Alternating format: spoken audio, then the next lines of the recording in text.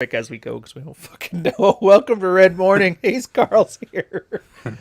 All right, yeah, the topic. This one's kind of a weird one, guys. Carl and I didn't really plan it like the last one, so it's going to be a bit different.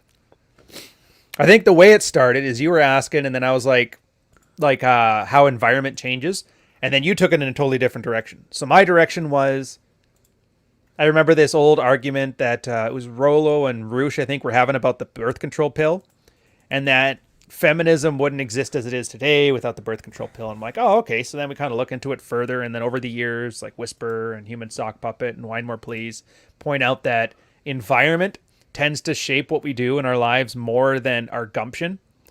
And so I thought I would just follow it that way with the game thing. But then you, and I'll leave it to you to run your mouth, take it off on me. You put it as like picking the right hunting ground. And I'm like, oh, fuck, that's brilliant too. So now we got like all kinds of ways to move this one. Oh, you're waiting for me to take over. Well, I thought it was an interesting topic. I thought it was an interesting topic because you have age, you have the area you're in, you have your look, you have different groups of people that you may need to gel with. And you may have to adapt your game based on it. You can't run the same type of game in, let's say, a fancy dinner party that you could at a nightclub. Picturing the guy at the fancy dinner party using an opinion opener. Excuse me, madam. Do you think it's cheating if a man were to start a business in a different area code? I don't know. It's lame. Whatever. It's boomers. Sue me. Yeah. So I'll start an environment one here. Because I remember, what was it? It was our Red and Blue Oceans episode. You remember that one, I think? Yeah. Well, I mean, I hope so. You taught me the thing. And I was just thinking how many times you get guys that are asking for advice. How come the dating's not going well, Tinder or whatever? And usually I've seen you throw out some great advice with guys because you're more experienced than just about anybody I know with the online shit. And then you find out after all this frustration, the guy lives in a town of like 1,000 people. And he knows literally everybody. And so that's why none of this is working. Just gets me wondering, though, like, how many environmental factors matter? Well, I'm not talking about just age and shit either. I'm talking, like, literally population density. And what's the cutoff? Yeah, like, I went through part of that in Gendernomics 2, because it was one of the issues that Dave was living with, on top of being fat, broke, and unhygienic, was that he lived in an area that was very poor in targets. And, town of 500 people, you're not going to be able to run game there. It's just social circle game and when it's that few people. Mm-hmm. And the social circle game, it's the one you have to put, I'd argue, you have to put the most time and effort into. Because building the social circle, I mean, to build up like drinking buddies, that was easy. Go sarging out one night, meet a couple people. Out of all the phone numbers, you have one or two people to hang out with the next weekend, and then just carry on with all the regulars. But then to move those into like good acquaintances and then good friends and have it to the point where they're having parties and they want to invite you to, I found that, not that it was harder, it just takes longer. And I don't think I could ever, like my small town where I grew up in was 3,500 people. I went back there, I don't think I would have ever been able to pull it off. Like, it's just everybody has their set impressions of who is who, and like that's never going to change. And they still haven't changed. It was the 20-year reunion. It looked like they had just gotten out of high school and got some wrinkle cream underneath their eyes, Yeah, and I've been to places like that, and I worked in places like that, and you get kind of a set. But I would actually argue that the easiest way to develop a social circle is to be part of a couple. Like actually have a girlfriend? Yeah, it's actually kind of hilarious. No, but the reason why I'm getting into that one is, I'm not sure about you, but you have your kind of loose acquaintance social circles, which are guys who tend to run into during your hobbies. Like, right. You have the guy you met at the gym, you have some guys you met doing whatever. But those groups tend to be kind of acquaintances, so you meet up doing the thing, and you never hang out outside it. But actually close enough friends that you invite them over to your house, I find that's very hard to build in your, especially after you turn 30. I don't even think it's so much that like getting older part. I think it's because that's when people are working, right? So you have work friends. And then you can't really make friends with work friends in the same way that for a lot of people, you can't start putting knickknacks in your office cubicle. Because, I mean, this is the one thing, I don't know why. It, like, I don't want to say scared me, but I can't think of a better word. It scared me more than it should. A guy I used to work with, Kevin. He had, like, gamer shit and pictures of his family and all this thing somewhere. And then one day, I don't know what he did. Work never talked about it. Maybe he was using, like, company information for something he wasn't supposed to. I don't know. But one day I just come back after lunch and I see like everything is still there, pristine, except for his bowl is finished. And they're like, yeah, he's not working here anymore. It's like, I don't know. How can you set up any permanence in a company when like one day it could all be just gone like that, right? Like, I don't even know what happened to his stuff. Do companies mail this stuff back to you? Do they let you come and grab it or what? Have you ever seen this? I have no idea. I've seen guys get the "you're getting out of here now, sir" treatment, Yeah. where like you get fired in an office and you're not even allowed to go to your old office to pick your shit up. You have to go. You're escorted out of the building and they bring your shit out to you. I've seen that happen when it was like a security risk, more or less. And then I've also seen the standard ones when people are like, yeah, I quit, and then they take everything down in their cubicles. Yeah. So that's what I'm used to seeing. But yeah, there was just a different thing. And I'm just picturing. Like, everybody at the office saw that. Nobody really knows why it happened, except for the bosses, and they weren't saying, and that's fine. And everybody kind of percolated through with the idea that, yeah, you don't leave things here at the work period. And that was made sense now. Everybody's office was so sterile.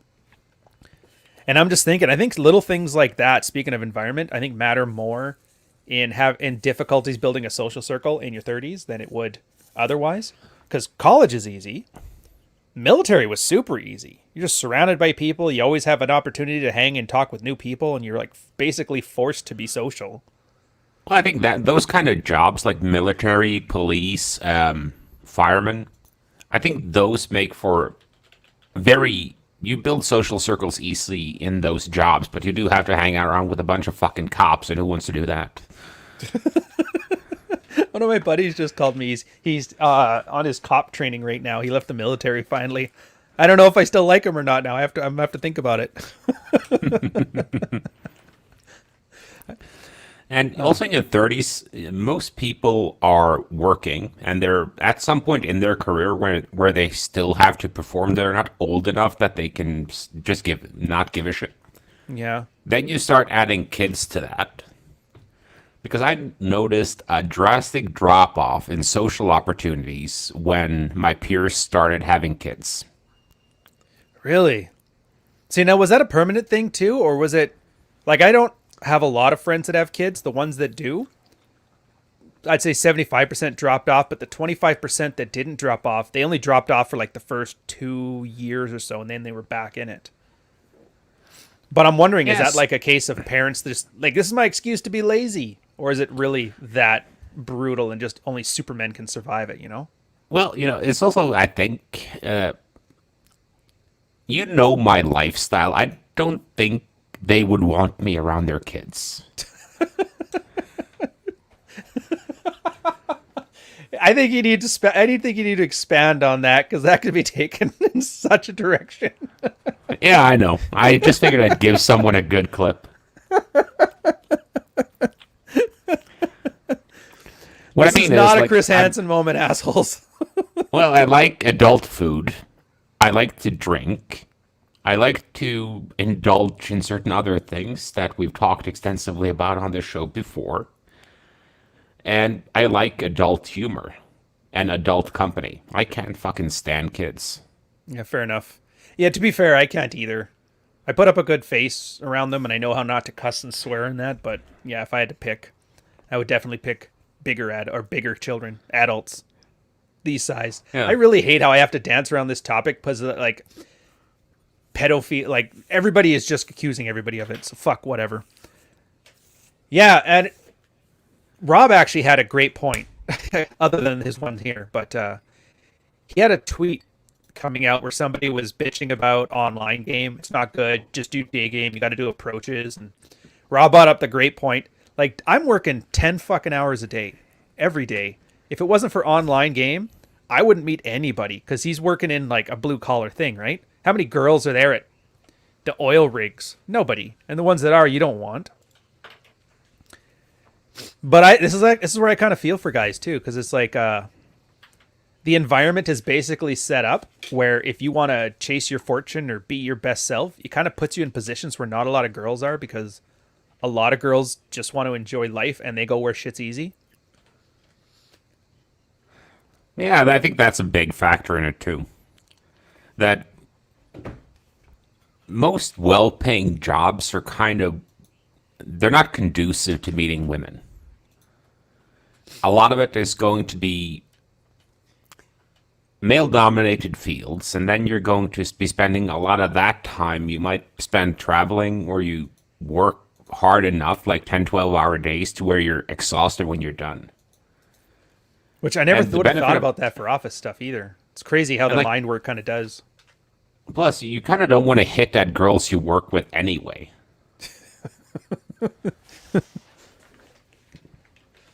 Yeah, I could see the Me Too. Well, yeah, the Me Too thing, and that's another cooling off period. Like Me Too doesn't affect anybody. I mean, it affects if you're like a superstar Hollywood guy, if you're like apparently an admiral in the Canadian Navy, like big top tier guys, that shit really affects. For like smaller tier guys, it generally doesn't happen. Like I'm not seeing Deloitte having a wealth of like Me Too accusations coming out, and I guarantee everybody there is fucking everybody.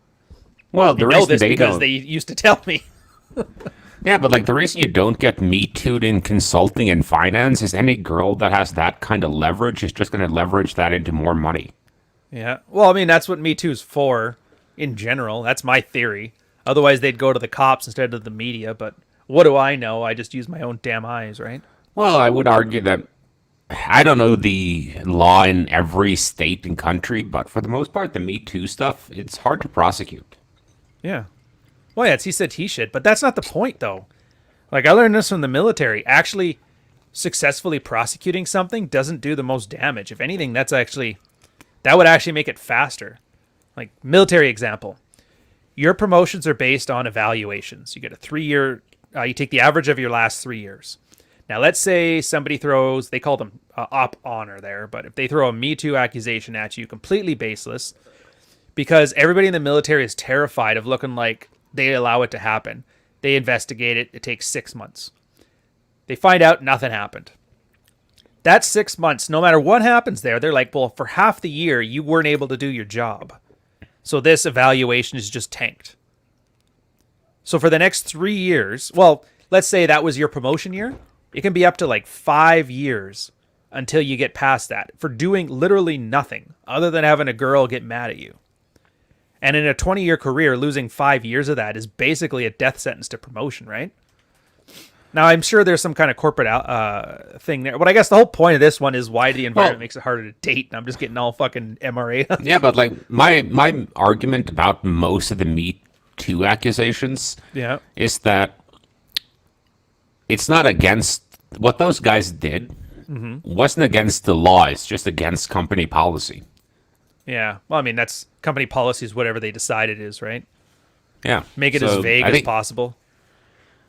So I think guys put in that situation, and even if you're working 10, 12 hours a day and you're trying to build a social circle, like how motivated are you to go out and talk to more motherfuckers if you've been talking to motherfuckers for 10, 12 hours? Not gonna lie, and I know you're supposed to say too that to stop being a bitch and come on. That's like the alpha male strategy, isn't it?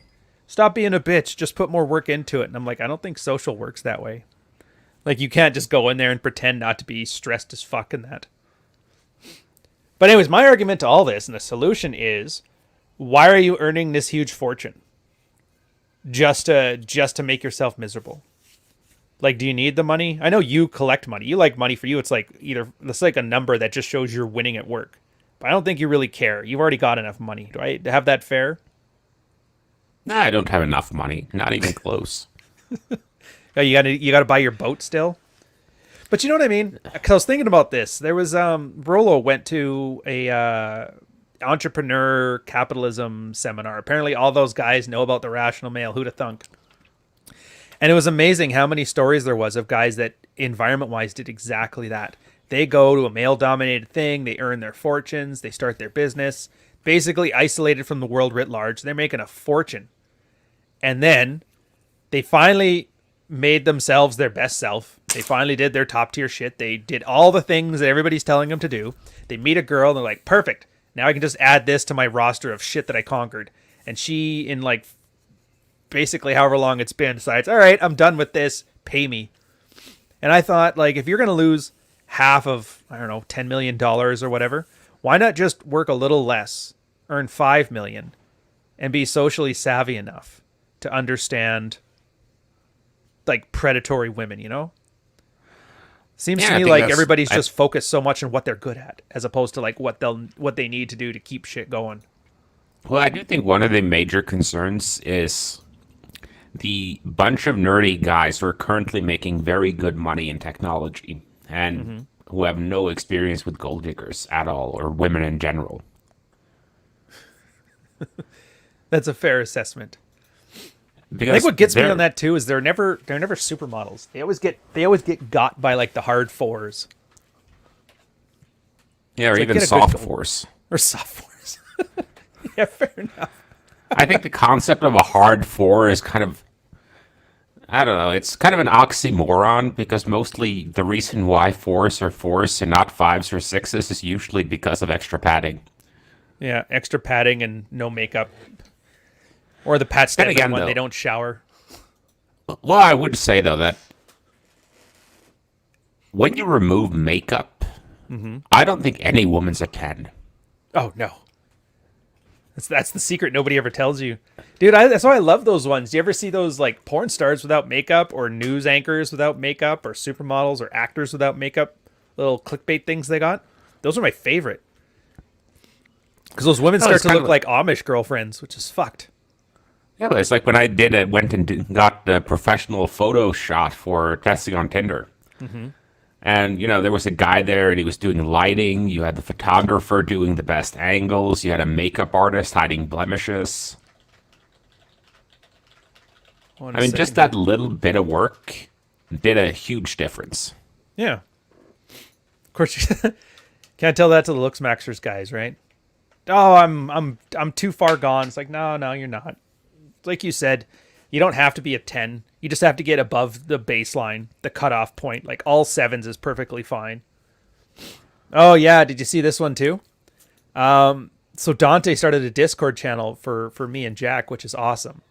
And he calls it the Rexosphere now. It's like T-Rexes.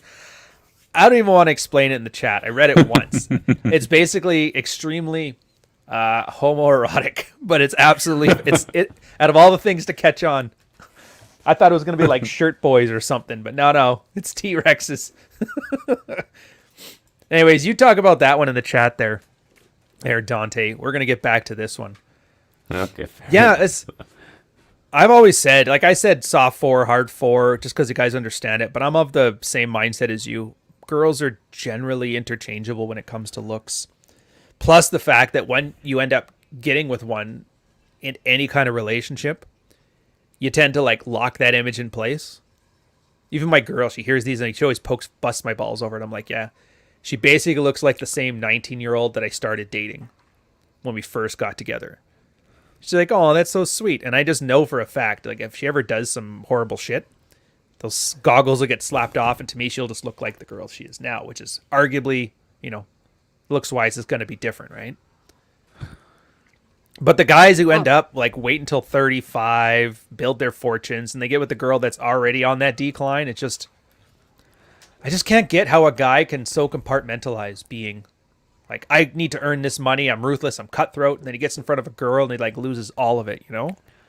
Well, it's the same thing we've discussed about, you know, cops and military officers in particular. They're usually they have a lot of leadership skills when they're at work, and they have solid boundaries. They'll scream at you if you do something wrong, and then they go home and they're completely whipped. Yeah. Like, and I know... sorry, go. No, I'm pretty sure, like, the whole thing with the businessmen that like to be humiliated, that's essentially just a roleplay version of a cop's marriage. Well, Remember to back be in fair, the day you when have, the cop used to be the one smacking each other around? well, you do have two versions because you either have the cops that get completely whipped, or you have the ones that develop a drinking problem and beat their wife. So Yeah. Wife lives matter. actually, I saw someone who did a meme about that, and I laughed for like 5 minutes. Oh, really? About the wife lives matter thing? Yeah. Dude, that would make me laugh. Fucking laugh. I don't know, whatever. It's like cops as people I don't mind. It's just cops as the institution I really don't like. It's mostly that attitude of like, well, that's the law. And I'm like, yeah, but you're basically fucking over everybody because of a technicality. He's like, hands are tied. I'm like, wouldn't be so bad if they were on the up and up, but I don't know. We have a history in Canada. The RCMP is like horrible, treating everybody like shit. We've had I don't know how many inquiries into like, were you supposed to shoot this crazy guy in the middle of the airport for yelling too loud? And they're like, yeah, it's policy. Anyways, fuck. This is gonna turn to an anti-cop show, and I don't want to do that. No, fair. We can move on, but I think those kind of contexts make it difficult to run game anyway. That was kind of trying to get back to here is work is obviously going to be a huge factor. That sucks up time. And then you also have, the choice of hobbies. Because, like, one of my tips before the online thing came up, go take a cooking class. Or go to a wine class. Or find classes that are taught locally that women would like. Like, most of them will go to, like, cooking classes. They'll go to wine tastings. It's a huge one. I'll bet. And just Yeah, I'm find taking 3 those wine things. taking classes today. Oh, that's great. Well, you have to keep in mind, like, most of the things we tell guys to do are things they're supposed to do by themselves. Like, they're supposed to work out alone. Because if you're being social when you're working out, you're not really working out. Yeah. Then you have your work where, I've been clear on, I don't think you should be hitting on girls at work. It's fine to flirt with them. Just make sure everything's on the up and up and everything's public. Yeah, 100% agree. And that just sucks. And then you have your normal social obligations too, because like most people have families, they have friends, etc. They have things they have to do that they may not want to, but they have to. And you're talking about just like, mom wants me over for Mother's Day to have dinner and cousins getting married, shit like that, right? Yeah, funerals. Yeah. Yeah, it's pretty hard to pick All that people type up of when they're shit. dying. But maybe you're right Weddings there. are great though. Oh, well, fuck weddings. Dude, weddings, even if you're in a relationship, are great. Like, because I know where you're going with this, because all the girls that aren't married tend to get that little desperate, and all the girls that are taken kind of have that, well, where is this going vibe on the relationship, and just being a piece of man meat in there. Oh, man. Works out wonderfully. Can't complain. You can pull at a funeral. Maybe you can. But you notice this Yeah, too, you Carl? can. Like the manosphere. This is another reason Ryan and Carl hate the manosphere number 736. Like everybody's telling you to be top tier man, but everything they do tells you to be a fucking hermit. You notice that? Yeah. I don't I know. think I even did the math on it at one point in a Twitter thread about like if you do everything the manosphere coaches tell you you need to do, when are you actually going to have time to fuck someone? It's like Basically, that's why those in. Tinder guides were huge then. 'Cause it's like, this is how you call a girl over for sex. Like it's Logan's Run and you have the fucking remote on that machine, if you remember this 70s reference. Nope. Oh, it's actually pretty funny. They essentially had Tinder. Oh no, in the 1960s retro future, he just had a remote for a little teleporter in his house, and every time he hit a button, a new girl would show up, and he'd be flicking through it like channels. And I'm like, holy shit, they called Tinder in the 60s. Well done, Basil Expedition or Yeah, Exposition. I think that's gonna. I think that if you can pull the widow at the funeral, at that point you should probably write a book on game. Besides, at that point, she already knows who she's banging when she goes to that funeral. Guaranteed. While hubby was on the deathbed, she was vying out her options. Yeah, most likely, probably figuring out who's going to be the replacement. Well, that's why I like the older guys like Rob and Nick and Chesty, because they've kind of been there. Like Chesty was telling me about funerals he went to where like the widows were bringing him in and shit like that. And I'm like, all right, fair enough. But anyways, so for solutions, the cooking class is interesting. Have you ever heard? Some guys were talking about salsa classes in my private chat or private community there, I don't know about the dancing classes. To me, they don't seem ideal to me because it's like you're going there to meet women. You're not going there because you love dancing. And if you already love dancing, then you shouldn't really have to bring it up as a question. And I'm Well, just what I used to do curious. when I was looking for that type of hunting ground, I would just kind of have a couple of those influencer blogs or Instagrams that I'd follow, and I'd just Okay. see because whatever they're talking about doing, like 70% of all the basic bitches are going to be doing next week. Oh, that's so chuggy.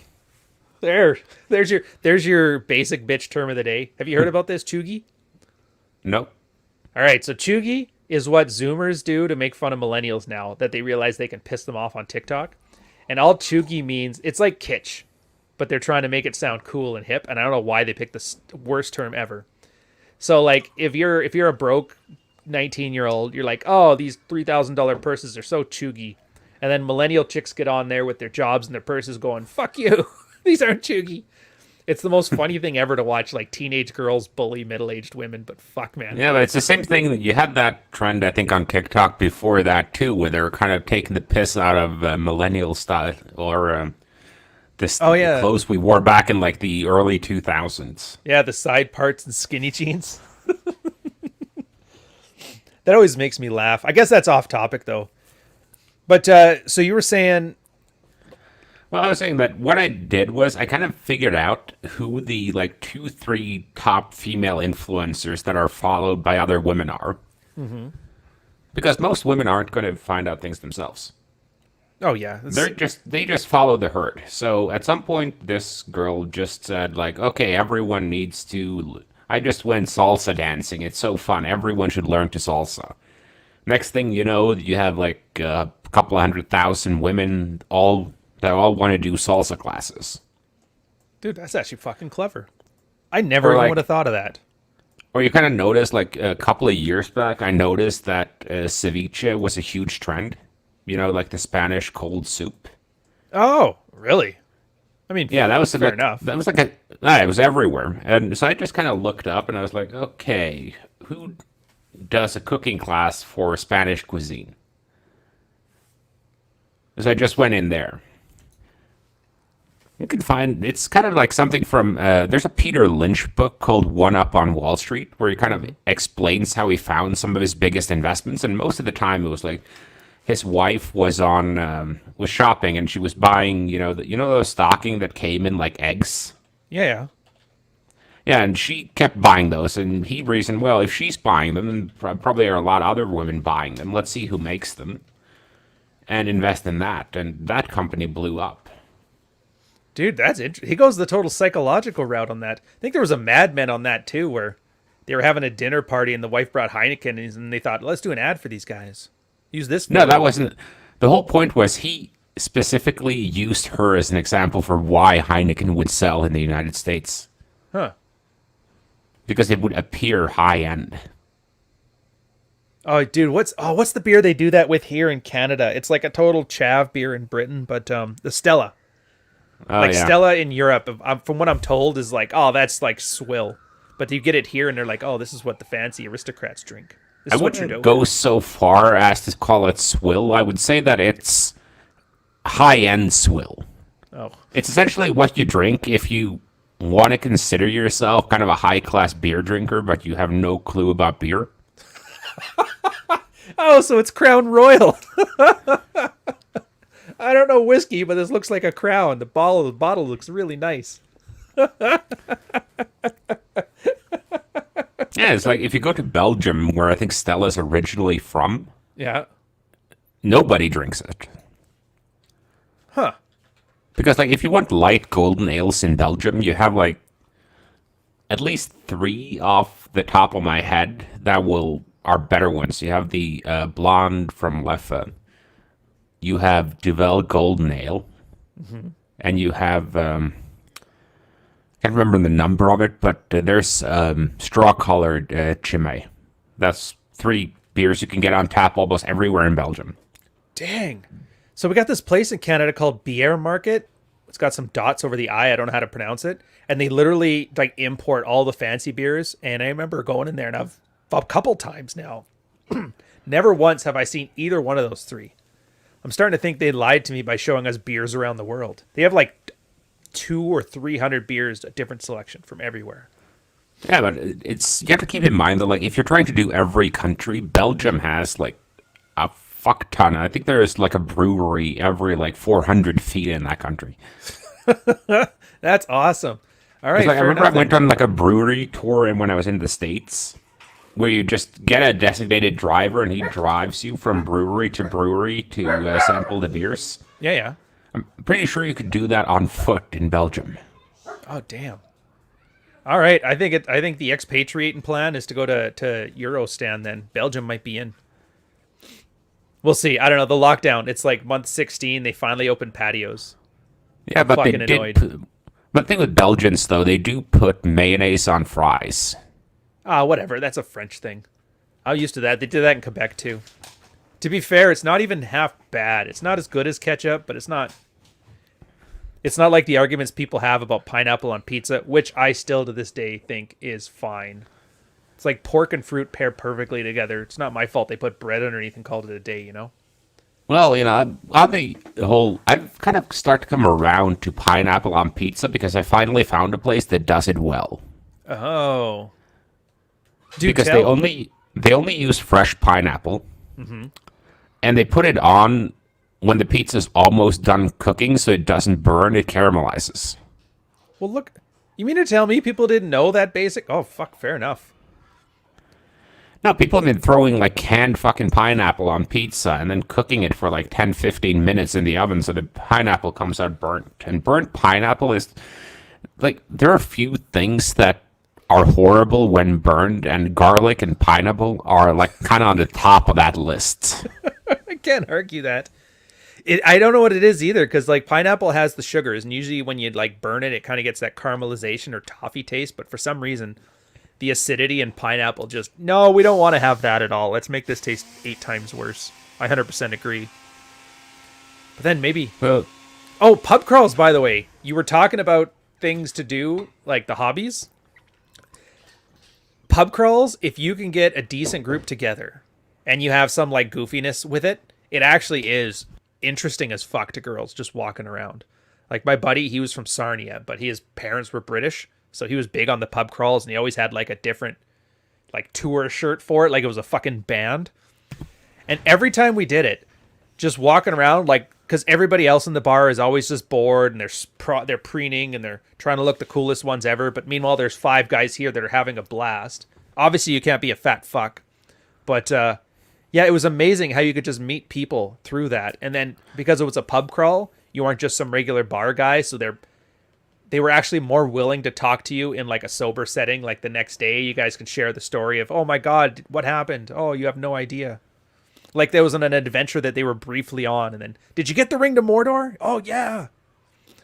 well, I love pub crawls. I think they're when the weather is nice. It's almost the funnest thing you can do is to start drinking at noon and just go pub crawling. But just Dude, make day sure you drinking hit is places totally with underrated. the. Just pick places that have outdoor seating. Because there's something specifically sad about drinking in a bar at noon when it's sunny outside Yeah, and sitting inside at the bar counter. 100% agree. If you had to in a pinch, the ones that can like open the windows enough to where it's like an open inside. You know what I'm talking about? Yeah. In a pinch, I could those would work too.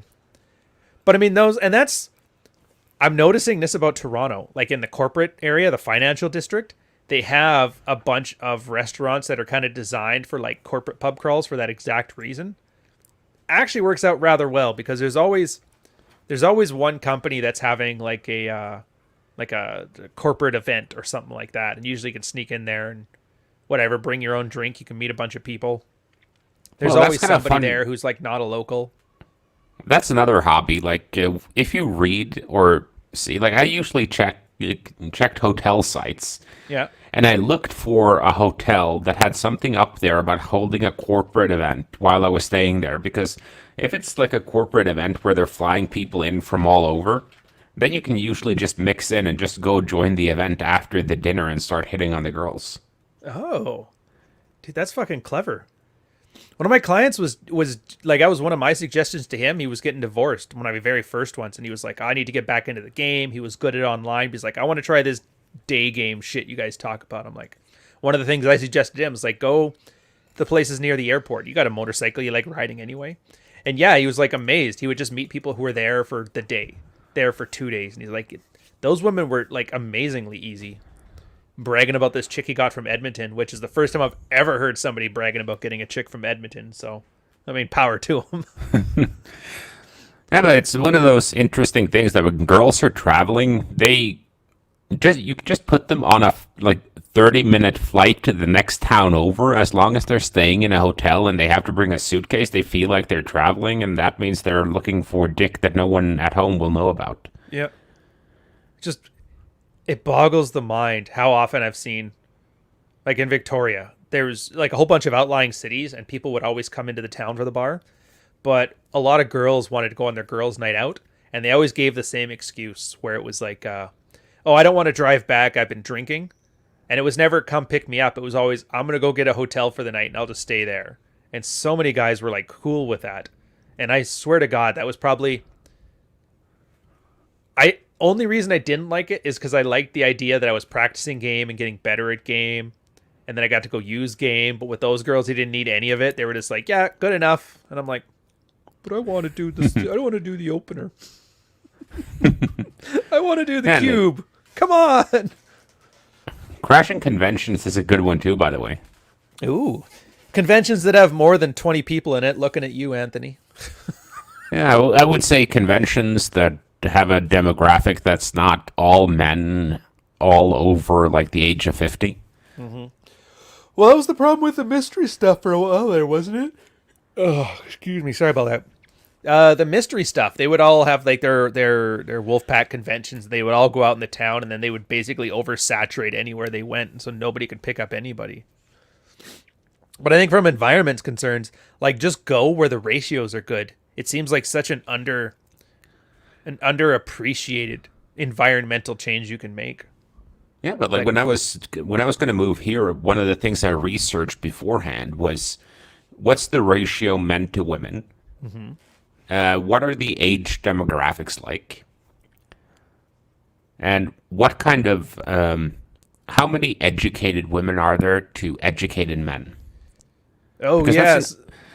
Underrated niches like that, when you can figure out, okay, girls who have master's degrees are for the most part not going to date someone without one because it's a status drag for them. Right.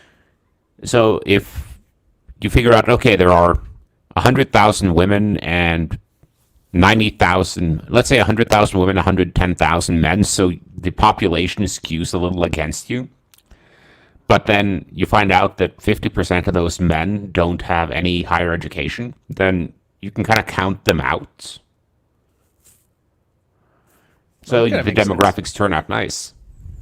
See, the military was like that too. And like Victoria was 330,000 people, of which 10,000 of them were military, which sounds like a huge number, but then there was a huge anti-military sentiment there.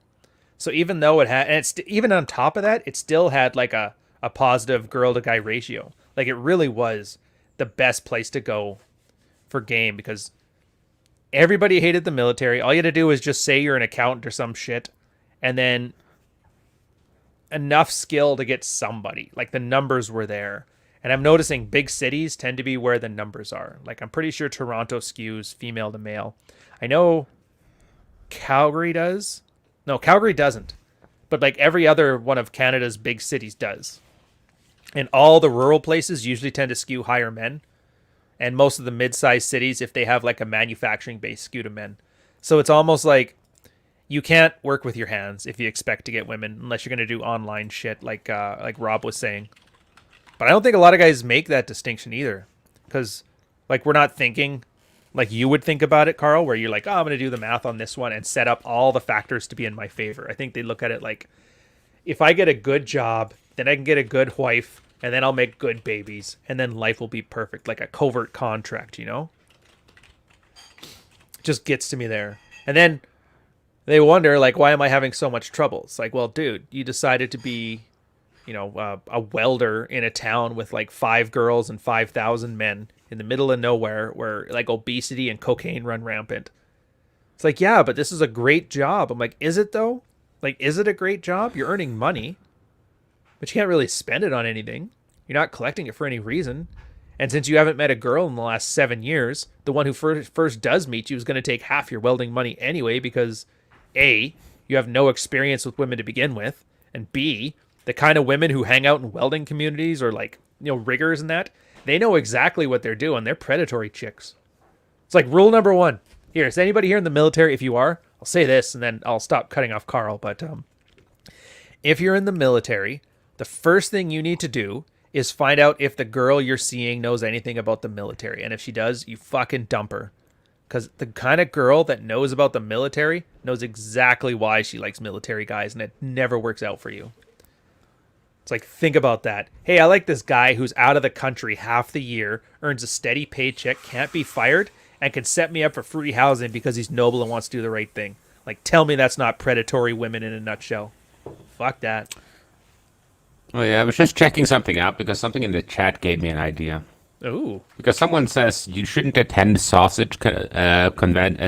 sausage convention. So I was actually looking if I could find a good domain and put up like a fake 21 convention about sausage making. Nice. Another don't be soy. You just made somebody a brand today, Carl. He's going to make his 6-figure side hustle right now. Baron Gaslight is Google convention. He founds Bridal Rama and cannabis. So that sounds like a good one.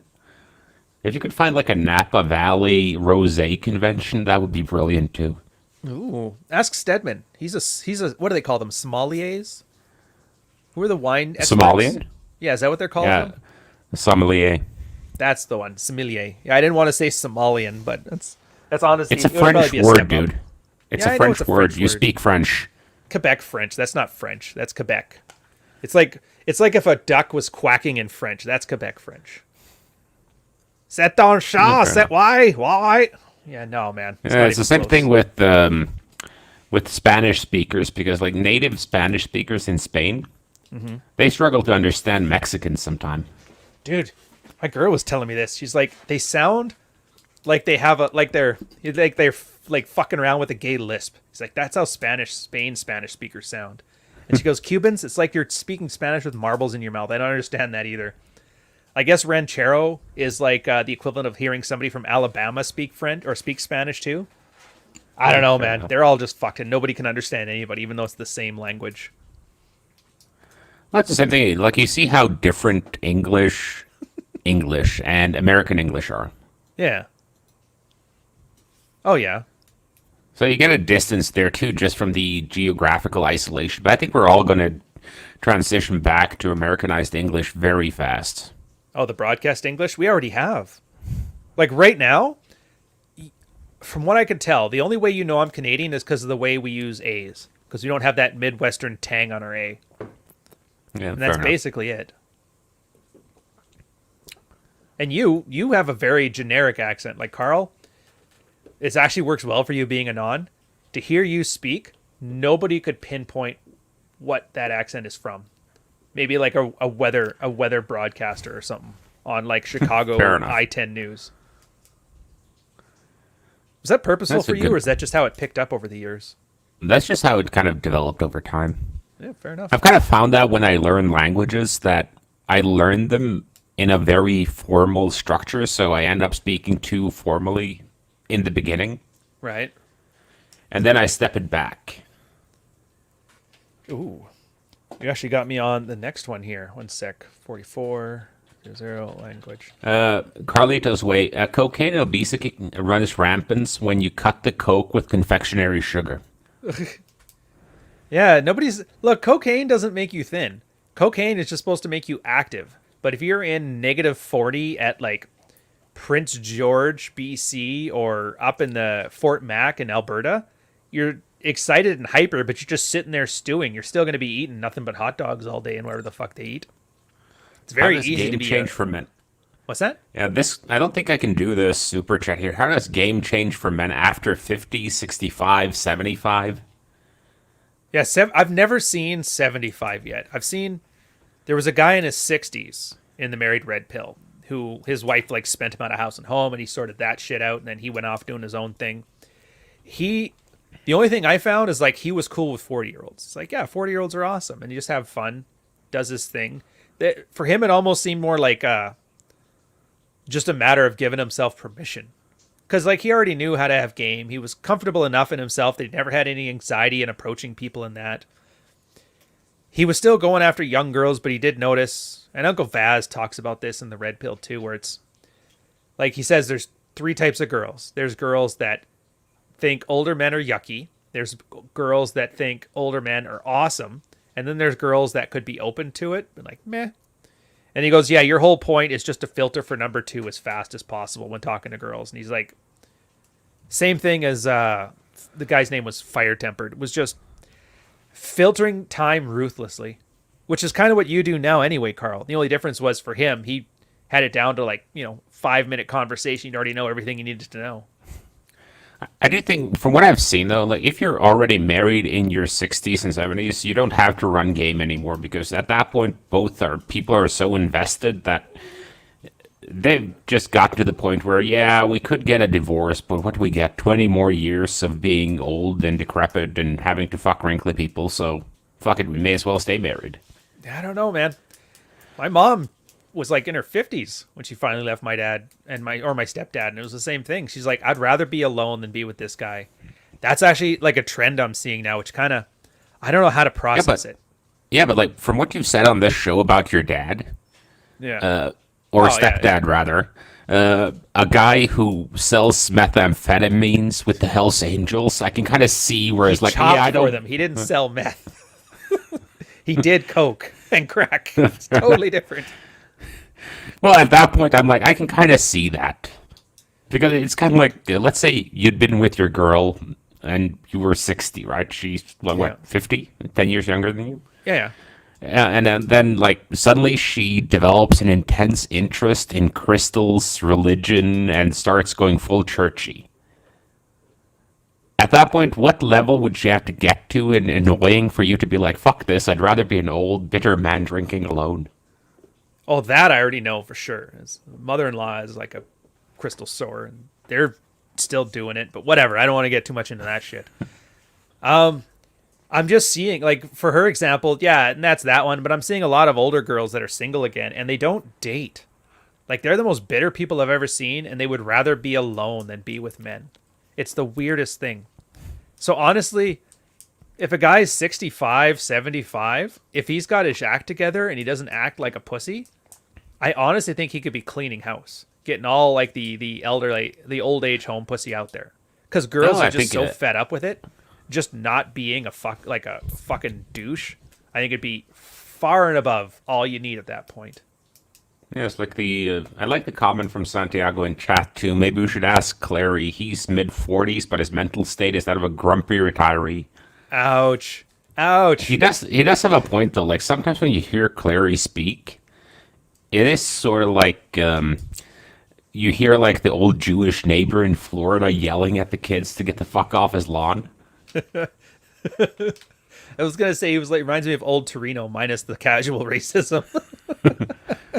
Oh, by the way, thank you, Chase Combat, $10 super chat. No comment on it, but appreciate it anyway. Here, I'll get to the one there. Here's the next one. Wall age for men. Yeah. I don't like using the wall and trying to equate it to men, because I don't think it fits, because I think it fundamentally misses the point of why we even talk about the wall. But that's the problem, is like everybody loves to co-opt it for their own fucking personal bullshit. Yeah, but like the only reason the wall is important is because it's the time when women start to settle down. So you need to be aware that you're going to have girls approaching that age are going to get the settle down virus. Yeah. They're going to try and get kids in you, maybe. If you've been dating someone long term, she might start to look to lock it down or do something more. So that's why you need to be aware of it. It's not because like, oh my God, she hit the wall 2 years ago. She'll totally suck my cock now because she'll realize her value dropped. It's not like that. It doesn't work like that. No, it doesn't. And they won't realize their value dropped. They'll still walk through. In fact, if anything, I remember Royce talked about, he's like, they got more entitled. They're like, now I know my worth. They're like, all right. Well, it was one of those funny extra data points that I wasn't intending on getting when I did the Tinder thing because I had like an age bracket from like 18 to 35. Right. And you just kind of notice the difference based on the girl's age, like how much time you had to put into it, how comfort testing, how hard the 30, let's say 32, 33, 34 year olds were kind of instantly and ruthlessly filtering for, is this a one night stand or is this guy looking for something more and trying to get a relationship out of it? And you just saw that filtering so much more. See, filtering, I younger, like how you put it as filtering. That's a very generous way of putting it. I would put desperation, but that's just me. Well, it was just something interesting I noticed because, like, with the younger girls under 28, I never had like a question from them about like, are you looking for a relationship or are you just looking to get laid or anything? But like the 32-plus-year-olds, they had a very high instance of asking those type of probing questions. Huh. See, if anything, that would matter more to me than the wall. Like, it's just like, what's in it for me? I think that's the part that most people miss when they talk about shit like that. And Arnold's question here, like, girls will automatically try to find some false equivalency. Well, men hit the wall too, and then they show a bunch of men that have wrinkles under their eyes. So, like, oh, that doesn't work that way. I don't know how many times we have to say guys are basically visual. We don't care much as long as you're hot and pleasant. For girls, like, the social flex, the safety flex, the physical attractiveness, the emotional fucking connection. There's like 8 different factors that make a man attractive or not attractive, of which looks is like bottom of the list. So us hitting a physical wall isn't really going to matter. Yeah, I'm just going to comment on mystery here. Yeah, but with Asian girls, especially the ones, check out Asian girls that were adopted to white families versus Asian girls that were raised within their family. Oh. Because they marry usually a lot younger. It's the same thing with Indian girls. Parents, they're going to start pushing the girls to start fucking around with marriage in their like teens almost. So that's a cultural thing more than anything else. It's only like the West where you're expected to have that period of prolonged adolescence once you finish college. And that's not common in other cultures, to my knowledge. I'm sure there are sense. some that... A lot of first-generation Sikhs moved into my small town when I was growing up, and they were all married off to guys by 25 at the most. At the most. I think the average age in North America is like 27, 28. Although I'm pretty sure that's because like a lot of the first-gen immigrant couples are skewing it down. From what I've seen in like my personal life with all my friends, it's like, 30 tends to be where it's kind of getting that direction. Yeah, and you also have to keep in mind that a lot of the girls from minority groups will have boyfriends already before, and they tend to be partial towards longer relationships. When you're in that culture, to put it like that, it depends on how hard the cultural ties are. Because, like, I've met, like, the entire freaking spectrum. I've met girls that were native in, let's say, a more conservative country, like, right. And you do notice a certain difference there versus girls that are essentially white, to put it like that. They're essentially just been... Yeah, they usually have words for that. I think it's... with Asians, they call it bananas. They're yellow on the outside, white on the inside. Oh, dude, that's funny and soft key racist. Bananas. That's up there with, like, what was the other one? Oreo cookie. Never mind. I don't even want to get there. I ain't touching that. Black Lives Matter, guys. You heard it here first. Yeah, that's nothing to do with the racism. It just deals with, like, how... It's the same thing with, like... you can even do, like, minority groups within the same culture and race. Like, if you take a lot of the girls from, like, good Christian families in areas where the force of the cross is strong, you'll notice a radically different environment than this essentially identical girls, like, 3 towns over where the religion isn't as strong. Actually, I could see that. Like, my first divorced friend married a Polish girl when they were, like, 18. But she had like hardcore Catholic parents and that. They ended up getting divorced when she hit 30. But then she kind of went crazy after that. But yeah, it does get you in there. But that's my thing on environment too. It's like, I don't think the family ties are going to be enough to beat down that drum. Because they do seem to be getting divorced younger too. So it's almost like they have the same cycle as everybody else. They just skew younger.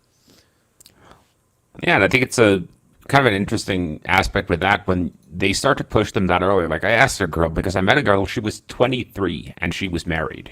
Right. And I was like, why did you get married at 21? You know, she was still a student. The guy she married was still a student, et cetera, et cetera. And she was like, well, you know, I have to live with my parents until I get married, and I had to get the fuck out of that place. Oh, genuine desire at its peak. I hate my parents. They're too controlling. Let's get married. Actually, I like that too, because I think this is going to go against the grain of like everybody on even Rule 0. I don't think genuine desire is a real thing. I think it's a thing that guys tell themselves because enthusiasm is too hard a pill to swallow. Like you were saying that, a girl probably be a great wife too, but the only reason she married is because she wanted the house. I'm thinking of a friend of mine, his now wife at the time when they first started dating. She didn't even like him, but she was cold and she didn't have cab fare, so she stayed at his place. And I was like, when I hear all these stories about how like I have to have this dick is never ever even close to like the top list as to why chicks are sleeping with guys. I'm starting to wonder if genuine desire is just some bullshit we tell ourselves in the sphere. I think genuine desire is a poor choice of term. Mm-hmm. Because if she desires your money, that's technically genuine desire. I like that. Oh, keep going. And I think a better word is, I like enthusiasm, as you said, but it's not as good. Yeah. I think I'd argue something like, I would use something like real attraction. But then the reason why I think it's complex is like the whole idea with genuine desire. Technically what it means is genuine desire to fuck you. Yeah. But it's also implied that it's a purely physically motivated behavior. Yeah, like intrinsic worth. She wants you for you. Yeah, like she wants your value. And I think, yeah, you have the one night stand where you don't know each other or anything, and at that point it's probably just I need a dick in me. It's like I've been saying about like the girl I pulled in like 21 minutes. Yeah. Like I didn't decide that we were gonna fuck that night. She came there fully intent to get dick down. Yeah, and I doubt you could show her all that was great with Carl in 21 minutes. Like, you're good, like, but you're not that good. Yeah, like, the only reason why it was like, okay, we're going to meet in a public place instead of me just coming straight to your apartment is I have to make sure you're not a serial killer or weird as fuck first. Oh, I'm going to deal with this super chat, and then I got something to add on to that about sucking dick. I think you'll love it. From Diego, thank you for the $50 super chat. So he feels bad that occasionally he tunes into Fresh and Fit, drops 50 on to comment to what the bimbos are saying, but I don't contribute as much to the channels like this one with great content. The gamma in me needs to atone for what that is, so here it is. Thank you, sir, but don't worry about it. Like I said, if you enjoy the content and you want to chip in, or if you have a question, give her. But like I said, it's your money where you put it with. You should be doing that without shame, man. Having said that, I hope you're just not giving it to bimbos. It goes to Fresh and Fit, right? Yeah, but or do they chicks? You know what? You know what? The one moment, like I don't have a lot of shame in me psychologically. Yeah. But the one time I felt really ashamed of myself was when I went straight from grandma's house where she'd made me a birthday cake and given me money for my birthday and went straight over to my then drug dealer with a piece of cake to buy drugs with the money.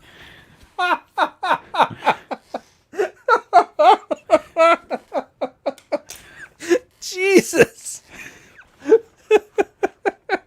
Why not just steal her VCR while you're at it? Did you give him the cake, or was that just for you? No, I gave him the cake. Oh, he probably was he probably was like, man, this one time I started second guessing my life choices when this guy brought me his grandma's cake. And the whole thing about it was like, it wasn't even like intentional, but it was just, I just it was kind of hard to get cash money at that point. It's getting even harder now. Mm-hmm. And grandma always likes giving gifts in cash, so that saves me a trip to the ATM. I've noticed that's actually a big pain for me. Like, just to get $5 in cash drives me fucking nuts. Oh, the dick sucking story. So I'd found this when I was like full balls deep in dating and that sort of shit. I had a lot of friends, a lot of sluttier friends, and they used to talk about all kinds of shit. It turns out they used to go to a guy's house, but not. And first off, I'm not a slut, so I don't sleep with guys on the first date. But they would blow them, and I'm like, what was the purpose of that? And then it turns out, A, I'm not a slut because I didn't sleep with them, and B, this way I know if it's gonna be like if it's gonna fucking tear me out on the inside. So it was like a size check without blue balling a guy. Again, genuine desire, literally an assessment. And all these things, I can't reconcile like genuine desire with all this shit, man. I just can't. Well, like my biggest issue with like the idea behind it is, like some guy said, it's a limbic system thing. Yeah. Oh, yeah. But it's there. Yeah, but it's not like it's a purely limbic thing either, because generally, yeah, that was a good one. Foxwolf had comment of the day. Nice. Impressive skills there. No, but the reason why is you usually talk to someone a little bit, and yes, you do displays of higher value, blah, blah, blah, when you're talking to them. But it's the second it's something other than, okay, you see someone naked and then you just run over and fuck them, you're going to have added variables after that. And that's why if you're convinced that looks max or that genuine desire is a thing, then the looks max guys have the correct view of the world. Oh, God. And I don't think we want to give them that much credit. I don't think we could, even if we wanted to. It's like not a single one of them has been able to replicate it. They can replicate that being ugly and unattractive and poor and broke and angry and bitter. Oh, thank you, honey. All that stuff will make you not get laid, but I mean, nobody's arguing with them with that. Nobody wants to sleep with a piece of shit.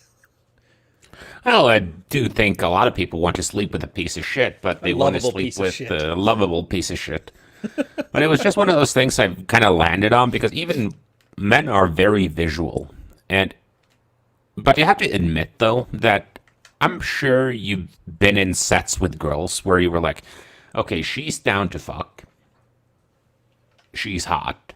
Yeah. But you still didn't end up fucking her because something else got in the way of it. Because I've ejected myself from sets because, okay, she just says or does something that I'm just, okay, this is never going to work. Like, let's say you do something fun and she's rude to staff, for instance, or extremely demanding. Like, I will never want to spend time with a girl who has to have 9 things in her coffee and yells at the barista for not getting the soy milk right. See, the one I was thinking of when you brought that up was a girl that admitted she just got her STD treated and she's probably good to go now. That for me was a deal breaker. I couldn't get past that moment. Most of the time, though, it's me screwing it up for like some of the more trivial reasons.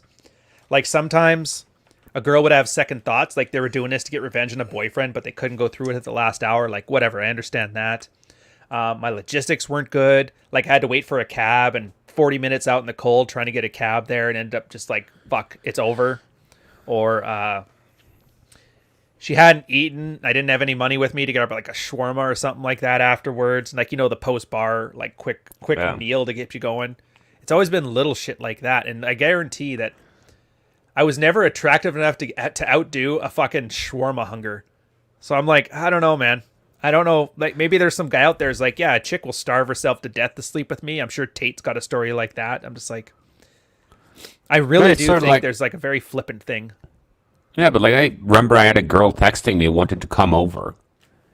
And I was laying in bed and I was like, okay, yeah, I could fuck, but I've already showered. I'm in bed. Yeah, it's not worth it. Did you actually respond back or just like, oh, I didn't get this, I was sleeping? Yeah, I just pretended that I didn't get it. Smart man. Just trying to think of how many guys would end up sitting there trying to have a negotiation. No. How about tomorrow, though? It's like, fuck, dude, shut up. Well, I'm not sure what your habits are, but the last thing I do before I go to bed is have a shower.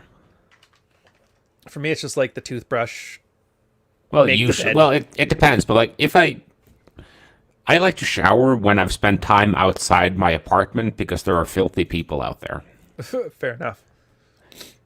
To be fair, I got a more vain reason, though, that I always do the morning shower. Because if I shower the night before, I always get like the stupidest, and I know it's funny me saying this now, but I get like a stupid cow lick. Case in point, I actually have it now because I showered last night. That's a fair one. Whenever I do that, I just re-wet my hair in the morning. All right, so I'll take a quick break here. So to follow up on Diego's super chat from before, he feels bad by not donating it to us not yelling at women, actually providing content. Don't worry about the guilt.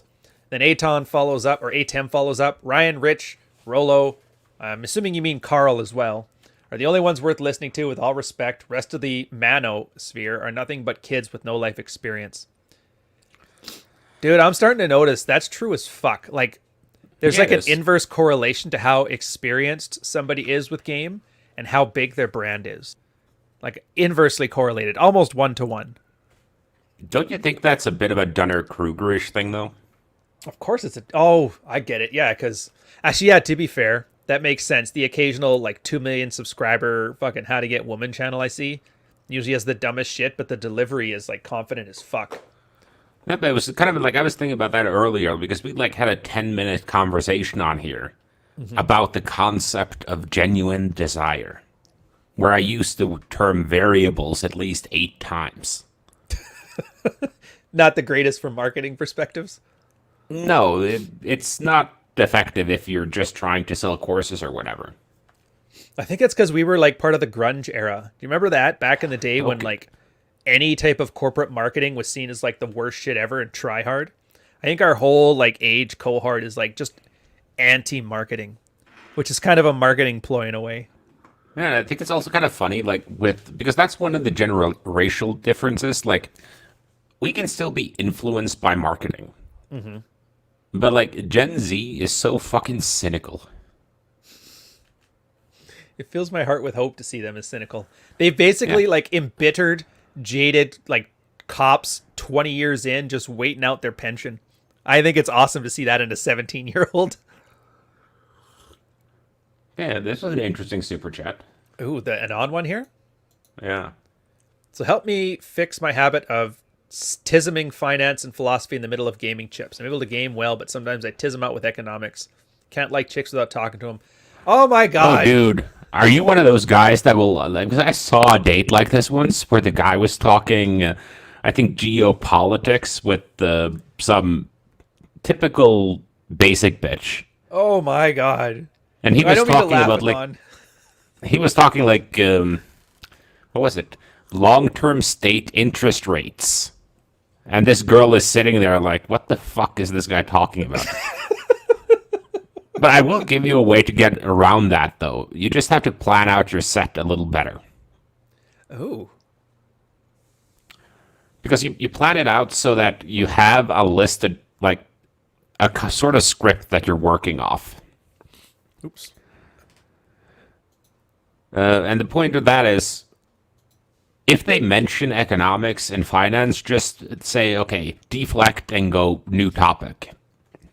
Just make that the goal of the set. It's the same thing. I've done the same thing. Because let's say you're just finished work and you've been knee balls deep in something at work, you're always going to have that in the front of your mind. So that's always could come off as a little tismy if you end up talking about something related to that because you have so much information fresh in your mind. It's actually something I had to learn when I started doing presentations. Look at the crowd and see what kind of depth you need to do this presentation at. Because let's say you're presenting to a company board, for instance. There's not a lot of room for details there. And that's where, the consulting stereotype with the guy with, the smart art on the presentation standing there talking. Mm-hmm. That's where that stereotype comes from. And then you have, if let's say you're presenting like at a really, really detailed level to like line workers or something, Right. then you have to kind of have the necessary chops to it. But you can't switch those presentations around and get a good result. And it's the same thing here. Showing that you understand accounting and finance can be a good thing, but if you tiz them out and start to talk, like if you say taxation is theft on a date, you're not getting laid that night.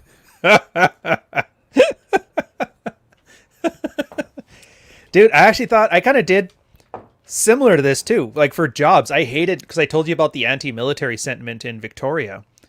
So a lot of the times it was like, and that's girls don't know how to carry a conversation. So they always ask, "What do you do?" And they ask you about your job. And I'm like, as soon as they say that, this set's over. But just learning how to deflect stupid stuff like that. And I would argue, aim for basic. What's the guy version of basic bitch? Basic bro? I don't know. Oh, something like that. Whatever. A dude bro, aim as low as possible. Because I find if you end up hitting a basic bitch, you can vibe or whatever the fuck. But if it's somebody who doesn't like that shit, they usually their first response that I've found was that you start acting like a dude, bro, and the girl starts to poke fun at you in that snarky way that only smarter people catch on to. Like, you know the one. If you guys have never done this, yeah. If you want to poke fun at a stupid person, you do it subtly so that they don't catch on to it. It's like a high IQ fucking enjoyment pastime. And then once they start putting that, it's very easy then to catch that very obvious signal. Okay, they're not into dude, bro. Start putting out some smarter shit there. And it's almost like a frame check in a way, too, I found. It kind of puts the other person back. It's like, oh, I thought you were going to talk about football. Yeah, like the deflection I found that worked the best when I had the what do you do question is go extremely unlikely or ridiculous. Like one of my go-tos used to be like, I'm the stunt dick in porn. Ooh, that one's pretty funny, actually. And it's like, why? Because that usually, even if they know you're lying and they start playing along, that's usually a good sign that they're at least reasonably intelligent. Yep. And if they react negatively, like, no way, blah, blah, then you can turn it back on them like, okay, so why couldn't I be a stunt dick in porn? And if she says you because your dick's too small, then you know the set's over. I like those though. That actually is really good because it's playful and it's such an obvious lie that they know it's a lie, so they know it's a game. It's like running the cube. Or Rich actually talked about this on his zombie apocalypse. Like Rich doesn't even run game at all, but he still does game. He was talking about like, what would your role be in the zombie apocalypse? And he's like, if her answer is not loading the mags for me while I'm shooting them in the head, then I'm fucking done with this. And I'm like, I love all these little like kayfabe-ish kind of games because it lets the person know, A, you're not serious, and B, you're actually able to use these kind of like metaphorical things as a way to find out about that person. Like just how they answer the zombie one, or like you said, how they answer to you saying I'm a stunt dick in porn, or how you answer the cube. What does your horse look like? The girl's basically, she can basically say, I love dick like this without actually saying it. And like Rollo talks about a guy who just gets it. I think stuff like that is just an amazing example of guys who just get it. And it's more fun than talking about fucking Faust or whatever the hell. Or what's that? Heidegger? Who's that French one? Or Foucault. We try to date that bread tuber chick. I don't know. I'm learning about the communists slowly. There was like a question here how I would do a set list, and like the London day game model has it, and the mystery has them too. It's kind of part of the standard vocabulary. So, like, you have your opener, then you have like let's call it a vibing period where you're just kind of feeling it out. And then you have your building attraction phase, et cetera, et cetera. And what I mean by having a set list is have like 2-3 things you can talk about lined up there so you don't default back to what's nearest in your mind. Yeah. Because for most of us, that's going to be boring shit if we work. Or even if you're a student and you go and you're deep into whatever it is, it's not going to be interesting to most other people. Unless you're hitting on people in the same class, and then they probably want to run their mouth just as much, so you're better off not talking. Agreed. I actually put a link in here for him. Turns out the married guys are like, oh, let's look at the mystery method. And one of the guys, I put a link on there. literally lays out a set. A1, A3, C1 to C3, S1 to S3. Attraction, comfort, seduction. So here you guys, you want a mystery one? 9 stages, 3 stages, 9 things. Opener, female to male interest, male to female interest. That's the attraction phase.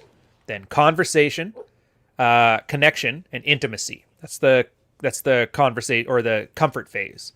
And then intimacy or the seduction phase is foreplay, last minute resistance, and sex, which essentially means just like don't fuck it up. That's like one random phase. And that's really it. And when Carl's saying stories, like I don't know London day games, so I'm not good with it. But for opener, just a couple opener stories. The classic examples, like I got to meet my friends, go back to see my friends in a minute. I got an argument. We're hoping you can sort it out for us. And then, you want to make it like sexual, but not. So that way it's plausible deniability. It's just playful and it's fun, whatever. It's got to be quick. And you have to make sure they know that you're not going to waste their time all fucking night with your stupid story. Female to male interest, that's where you start doing displays of higher value. And Carl's right, have stories for this or use the canned ones if you don't. Because all you need to do is make sure when you're telling the story, you pepper in a couple displays of higher value. Like humble bragging, essentially. So that way, not only are you able to bring a sentence together, you're also able to do it in a way that makes them go, oh, wow, this guy's kind of cool. And then male to or female to male interest, that's where they start sharing with you. You start doing qualifications in that. And that you kind of have to play it by ear because you have to ping it off of whatever they're talking about. But like a lot of it is just, this is why I always said pickup was training wheels. Because most people do this naturally. I guarantee you, if you watched Rich Cooper on a date who hates fucking pickup, he'd probably do most of this shit anyway. But to him, he's like, that's just what normal people do. So for this, it's just your stories are training wheels until you get good enough that you can just observe what's around you and come up with these stories on the spot. Or you have anecdotes from your life that just happen to fit perfectly in it because you have a well-lived life. Yeah, and that's my Rolo rant for the day. Yeah, and like one thing I'd add to those stories, though, don't shoehorn them. Because I've kind of seen a lot of guys do that when they have their canned stories that they are so... Like, I can't take her home now, even though she just flashed me her tits, because I haven't told this story yet. Oh, I thought you were talking about like the... and then I was like, Emilio from Night at the Roxbury. Oh, I haven't seen that movie. And or, that you have this story that it's a great story and you're going to tell it, so you kind of Jesus it in there. Oh, yeah, where it doesn't really fit the conversation. Okay, I'm not sure if I've explained what I mean by Jesusing. It's essentially something I came up with from dealing with a lot of evangelicals, and I found they can do 6 degrees to Jesus really quick. Oh, like that's what you mean. So it's like, no matter what the topic is, you could be discussing chlamydia ointments, and somehow the Christians would manage to get that to be a talk about how you need to accept Jesus Christ as your Lord and Savior. Jesus Christ, indeed. Jesus Christ. Yeah, but I think that's because guys get too focused on like the system and they don't realize, like, what's a good example of this? Guys are so focused on being good at pickup that they forget that pickup is just a tool, or game is just a tool, or red pill is just a tool. I think you see that in the red pill too. It's guys treating it like a clubhouse. It's like, yeah, I'm the red pillar ever. I make Reddit posts once a month with like a full-on hearted bragging. It's like, yeah, but you work for Planet Fitness and you live in a shithole, so like, who cares? People forget that these are just tools, a means to an end. It's not meant to be like a... And granted, I get it. Carl and I have like branded... Oh, I've got the wrong fucking branding on here anyway. Jesus Christ. Fair enough. Made it this far and nobody even noticed. That's how interchangeable our shows are. There we go. Usually I notice it, but... But you know what I mean? Like, we're building branding for Red Pill. I get it. But it's hard to reach people if you don't brand. But then part of what we're trying to tell guys is stop treating this stuff like a brand and just treat it like a tool. Drives me nuts. And your Jesusing story was a perfect example, I think. Where you're so hell-bent on, nope, it's 9 steps, and you're missing step 7, lady. What the fuck? Don't suck my dick yet. I gotta tell you my opener. And I think that just comes down to, like, your number one goal, I think, if you're getting into game, the first one is stop stepping on your own dick. You just don't fuck up sure things. Yeah. And I'm sure if you think back, if you think back, everybody has one. Yeah, sorry, I was reading the super chat. When I think back, everyone has at least like one or two girls that they didn't sleep with. And like in retrospect, you're like, yeah, I could have fucked her. She was giving the signal. Oh yeah, I don't care how unattractive you are. Everybody's got these ones. I have these ones. Carl has these ones. And the whole point of that is just first make sure you're not leaving, sure things on the table. And then once you can just do that, and that goes kind of into what Anon's talking about here, where once she's made someone a plate, the tism appears. Right. And I think to some extent that is normal because the person you game the first time is going to be slightly different than the person you are. So that's just a natural thing. But if you catch yourself doing something you know you don't want to do, then you just have to plan around that. Like, okay, what are your like triggers for tisming out? And it's like everyone knows, like I have my pet peeve with this, like, buy Bitcoin guy is one of them. Just fucking lift is one of them. Oh, dude, we could keep this up for like hours. And all of that is just, it's a guy that is so unilaterally focused on one thing that everything else just goes out the window. So like, try asking like someone who just finished their doctorate what their doctorate is about and just sit down and wait for like 7.5 hours where they explain the whole fucking thing to you. Oh, why do you hate me so?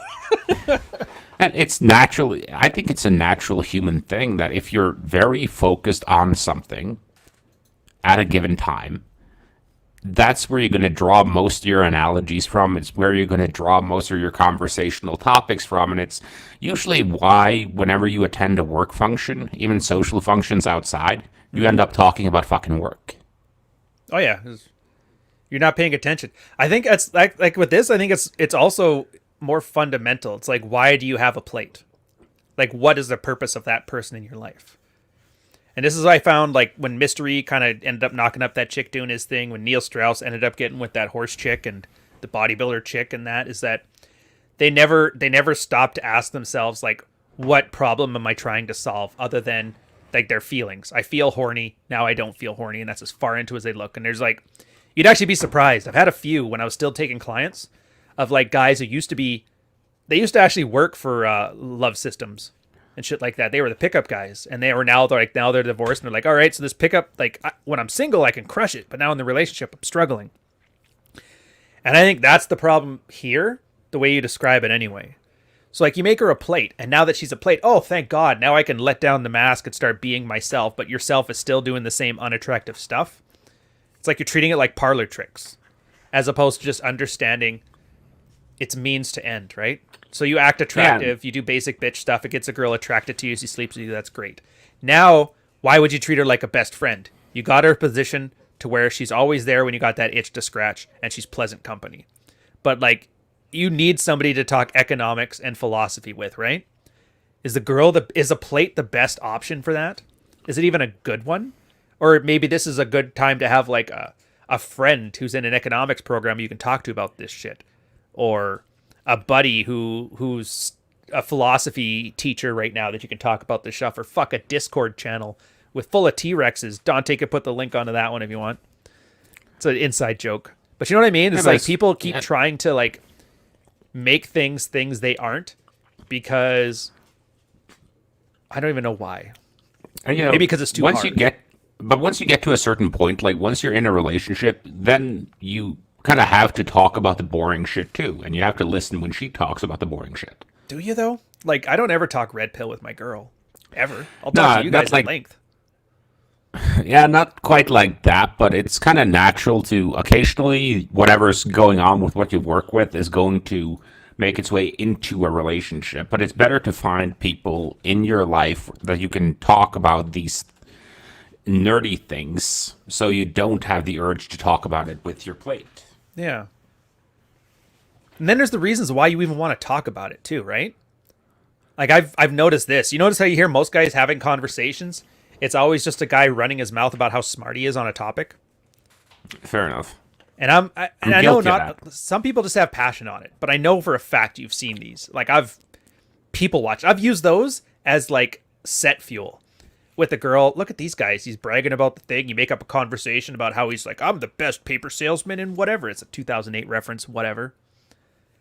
And I think for a lot of it, if you remove that need to get validation from people, like I don't need people to know how smart I am, you'll find a lot of those high-browed conversations. Just the need for them goes away. I don't need to tell people how much I know. Fucking trying to think of a philosopher now. I can't think of one. Foucault. I don't need to tell them how great Foucault is because, like, who fucking cares? And a lot of that stuff is kind of low key signaling, though. Like, oh yeah, I know who Heidegger is, so I'm obviously smart. Yeah. Oh, and that's perfect. You say, great. If it's signaling, then why are you sending shittier signals? That just shows that you're bad at it. But you were going to say something. No, it's just kind of reflecting a little bit around that whole conversation steering, because I notice because when I'm sober, I'm very good at it. When I've been drinking, I'm not so good at it. Because I have this habit where I treat people as they don't exist outside my contact with them. Ooh. Missing the object permanence, are we? Not quite, but it's just to the point where it's not like I think they're gone. It's more that whenever I interact with someone, it's because I want to get something out of that interaction. Because I'm not the type that'll call someone up and talk to them on the phone for an hour. Mm-hmm. And you wouldn't believe how much shit I get for that occasionally. That, well, you never call, you never text, like you never like my Instagram photos. Like, yeah, because I'm not really that interested. Yeah. But are you like me too? Like I'm the same way, but my one friend, he is that kind of guy. So when he calls me, I'll have a conversation with him for an hour. The thought of like initiating that doesn't even occur to me. And it's me. Like I get it. It's probably something I should work on, but I just don't think that way. But if he's telling me, I enjoy getting caught up. Like even you, that's why we're always late to these shows, because I'm asking you how your life is going and you're giving me like this is new and this is new, and I'm generally interested because I kind of like you, right? Yeah, and I think that's because that's a natural thing in a relationship. You are interested in people that you find interesting, just say put it like that. It's a bit of a tautology, but even then. So that's a fair one, and I'm the same way. If someone calls me, I'll talk to them for an hour on the phone if I have time. It's just I would never dream to be like, I'm just calling to talk. Yeah, I think that's like the big demarcation line between extroverts and introverts. On if you're bored, would you think to call somebody, or do you think just to enjoy the quiet silence for a minute? Yeah, like if I'm bored, I'll usually go on Twitter and try and troll someone or something. Oh, I saw your latest ones. Those are pretty good, actually. Oh, which ones were those? The one you put them out just today, or like yesterday. Oh yeah, the one with the Insta thing was good. Yeah. I don't know why. I kind of like yours because you have that great method of just like, I'm only going to tweet once randomly on a Thursday at 6 till 7 in the evening. And then you put out 7 bangers. That's a good habit, though. But I see that my Ed Lattimore one didn't catch on this year. Fuck. I know. I thought for sure he was going to give it a laugh or something, but nothing. I think he's really trying to distance himself from the N-bombs. Yeah, it was just I've been habitually tweeting with that like about once a year for like 3 years. Mm-hmm. And anyway, that didn't do well. But the sliding into DMs one went decently, and so on. Which, hey, can we take a minute on that one too? Because as soon as I thought that, I started hitting. I'm like, oh my god, he's absolutely right. So married red pill, sliding into DMs. Before I was still a non back then. Some of the fellow mods had been around just as long as me, like Hunter at the time, Bogey D6, Rule Zero Dad, like all these guys. We were just amazed. Just this shitty locker room banter, absolutely abrasive, or what's the fancy word, acerbic. And yet we would still get girls sliding into our DMs. And I don't know what it is. Like, I think if anything, that should be a guy's indication that girls are not visual creatures and that look smacking is bullshit. Because a completely anonymous person just writing can somehow still get female attention. Should tell you everything you need to know about how girls' brains works. That and fucking 50 Shades of Grey. Yeah, but the chick that slid into my DMs that inspired that tweet, that was like the most clumsy, awkward fucking thing I've ever seen. It's like she opens with like Oh, I love your brain. Here's me doing yoga in spandex. That's fucking hilarious. Dude, that's true though. Like girls are so bad at game, like hitting on guys. It didn't happen for the longest time to me, but then when it finally did start happening, it was like a boost of confidence for me because I'm like, "Oh my god, is this how awkward as fuck that guys look when we approach? Cuz holy shit. No wonder why you shut us down." Like the hey, just like the simple hey in DMs, what are you doing? Like literally like what do you want? And the only reason it works is because the guy knows, oh, okay, so she's actually initiating. She probably wants to smash. You just move forward as if. But if I was a girl and some guy came with that, I'd be like, the fuck do you want? But I love it. It's like, It's I almost told this story. endearing. Yeah, it is almost endearing. It's like, oh, that's so sweet. Like it happened once. There was this nerdy chick. I wasn't into her. It was during college. And she walked up to me and she didn't know how to hit on me. So she just started babbling, like incoherent, rambling mess.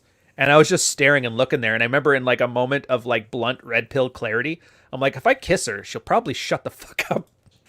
And I kissed her and she melted in my arms. And then I'm like, all right, gotta go. And I was like, what the fuck? And I thinking back, I don't know why. This is like forever ago, but I still think about that moment. And I'm like, holy shit. Probably made somebody's day and I just wanted him to shut up. Anyways, I kind of feel for guys that don't have game because it's like girls aren't nearly as benevolent at all. No, but I think the main thing there, though, is like I've said before, that the guys who get into and start learning game in their 20s and 30s, this is shit they should have technically learned when they were like 14. I was like 19. Hold on a sec. I got a bit of a shit test on that. Can you say that again? I missed it. Yeah, what did I just say? I just got preoccupied with seeing what the shit test was. Oh. It's like, he cheated on me? I'm like, fuck, I was 19, man. What do you want from me?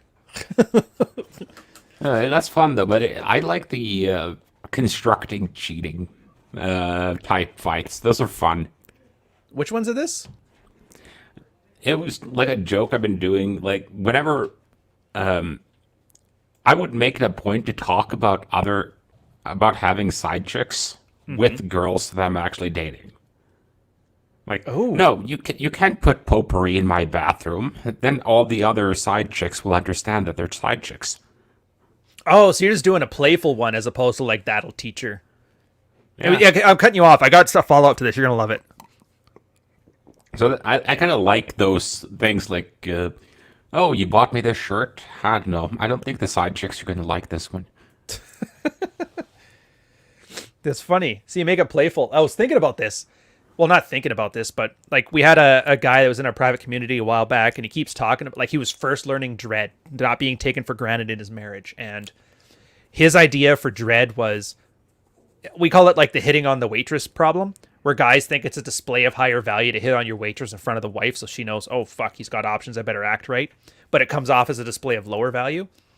And so he used to do that. It's like, she's like, yeah, I'm going out, go buying some groceries. He's like, good, call before you get back because I might have somebody over. And it was always like, and he'd like 5 or 6 examples. It was always the most cringy shit. And I guess for the sake of our audience, I do want to clarify here. What Carl is doing is playful. That was just him inferring that he's got other options, but didn't seem too invested. It was kind of more of like a jokey way, even though you kind of weren't joking, as opposed to doing it to try and teach that bitch a lesson for not sucking your dick on Thursdays.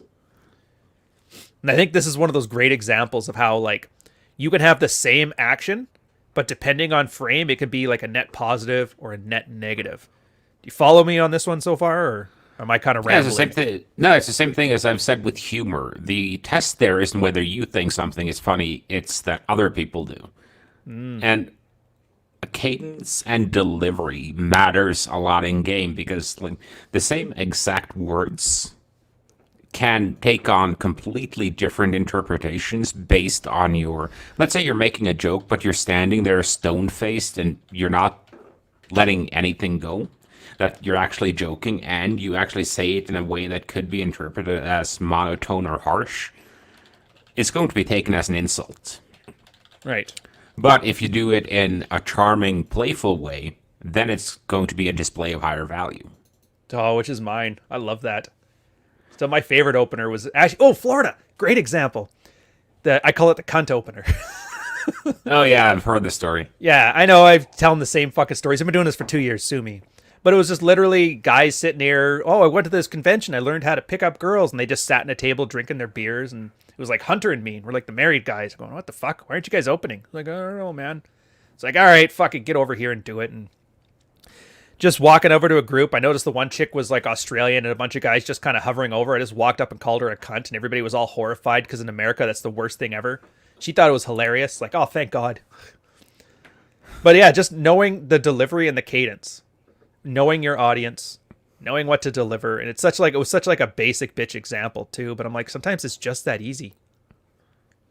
Yeah, I think it was George Carlin that did this as part of his set. But he had this thing where some people say that, going over people's boundaries and stuff isn't funny, but let me show you right now, because I'm going to take you to your boundary, then I'm going to take you over it, then I'm going to take you back, and we're all going to say that it was okay. Oh, And a lot of those jokes, you're risking rejection or condemnation by making them. right. And being able to pull that off displays a high amount of social savvy. But at the same time, if you're like me, you use a lot of humor in your regular communication, you're always going to have jokes that fall flat. So Okay. just be aware of that if you rely a lot on humor, you're going to have humor that doesn't land the way you intended. Those are salvageable too, though. I've had it a bunch of Yeah, times they're where I'll say salvageable. something.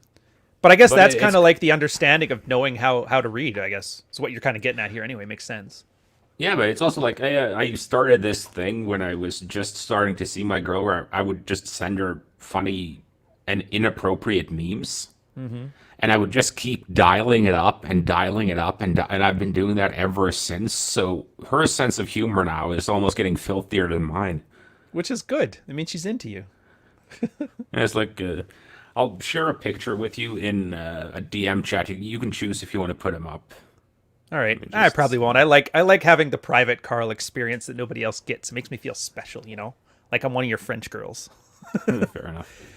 But yeah, sometimes it's easy. Just a little bit of self-deprecation. Like if I, tell a joke and it lands, just an acknowledgement that the joke was fucking horrible is like, all right, so full disclosure, that was way funnier in my head than it was on delivery. So you're just gonna have to trust that it's funny.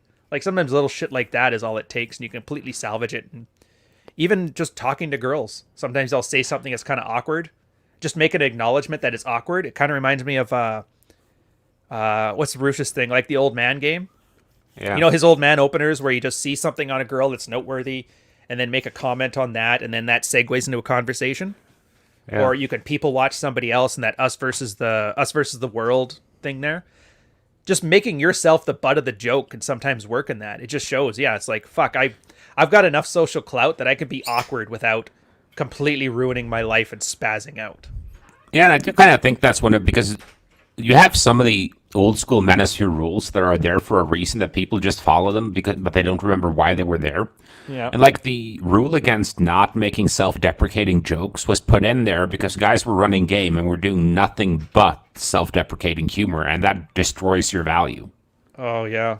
Like opening a conversation with apologizing. That one, fuck, I hate that one so much. Hi, I'm sorry. I'm kind of an idiot, but I'm trying to hit on you. Yeah. Oh, I'm so wet for you. Yeah, I call love that the guys who are Canadian sorry opener. for talking to me. Yeah, it's the Canadian opener when you open with sorry. Yes. Sorry about that. Eh? Fucking guys. Trudeau's making us look stupid. All right, whatever. Anyways, yeah, keep going. Yeah, kind of like you have to. Ed just responded to the tweet. Nice. Did he drop an N-bomb? No, he put hashtag never forget. Case in point.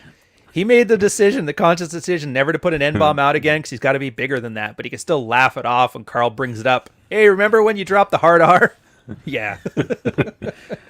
But it's the same thing as like, but it depends on your sense of humor too. And I love talking about humor. It's kind of where I tism out instead of economics and finance. Yeah. But what I find the most interesting though is like my sense of humor, as you all know, it's way.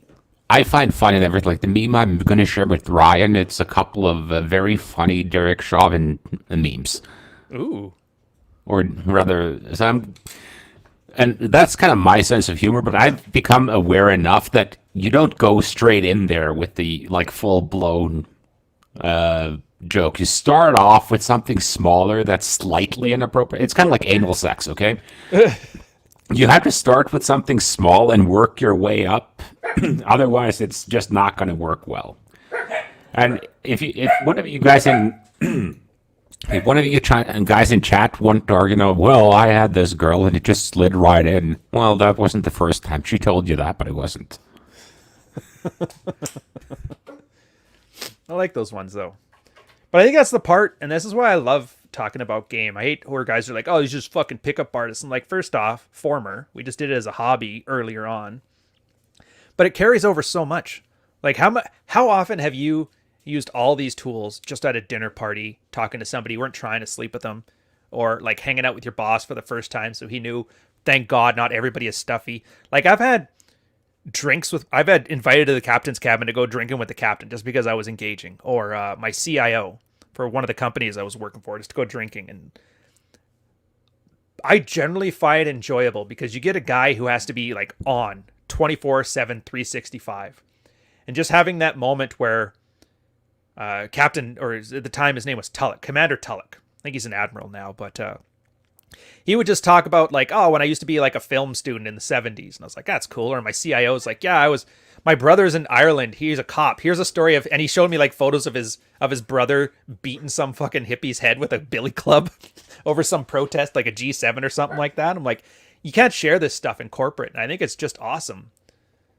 Like you can really find out, like people are more interesting than you give them credit for if you just give them some plausible deniability and some discretion and a little bit of like comfort, right? Yeah, but I think that discretion is maybe the one thing that a lot of guys, well, I know I say that with everything, but I think discretion is maybe one of the reasons guys are getting LMR, or that they're struggling to get the same night license. So, oh god, because you have to, because if you give off the impression that this never happens to me, or that, he's just going to tell all this, he's going to take a picture of me while I'm sleeping and post it to all his friends so they know he got laid. If you give up that vibe, girls are never going to sleep with you. Nope. Why would they? You're going to rat them out as soon as you make them look stupid. One night stands for girls is kind of like the fat chick for us. Like, you fuck her, but you don't tell anyone. And that's the same thing with girls and one night stands. They want to have them. They just don't want anyone else to know about them. Which is also why cities are so much better for game than, villages and shit. Because I know I've been in smaller villages where it was like, yeah, we knew they were together. Well, how? Well, because his truck was outside our house 2 days in a row. Oh, yeah. And that's the problem, too, is because most manosphere brand type guys, they love to brag about their 9s and 10s, bro. And it's like guys trying to pretend they're wealthy because they own fucking sick chains. It's like you're actually signaling the opposite, but the signal only works for people that don't know what wealth looks like.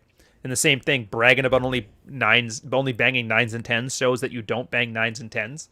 The guys who do bang 9s and 10s don't talk about it because they know the girl will come back for a second helping if you aren't blasting how much of a slut she is on social media. But that's hard. But I get it. From a marketing perspective, you have to kind of signal it, but then the only demographic that appeals to are guys that don't know what women smell like, And it fucking drives me nuts. Yeah, the worst thing is that if guys who don't know any better get the impression that this is what it looks like, then they're going to try and pretend to be that guy, and suddenly we have 100 clones running around.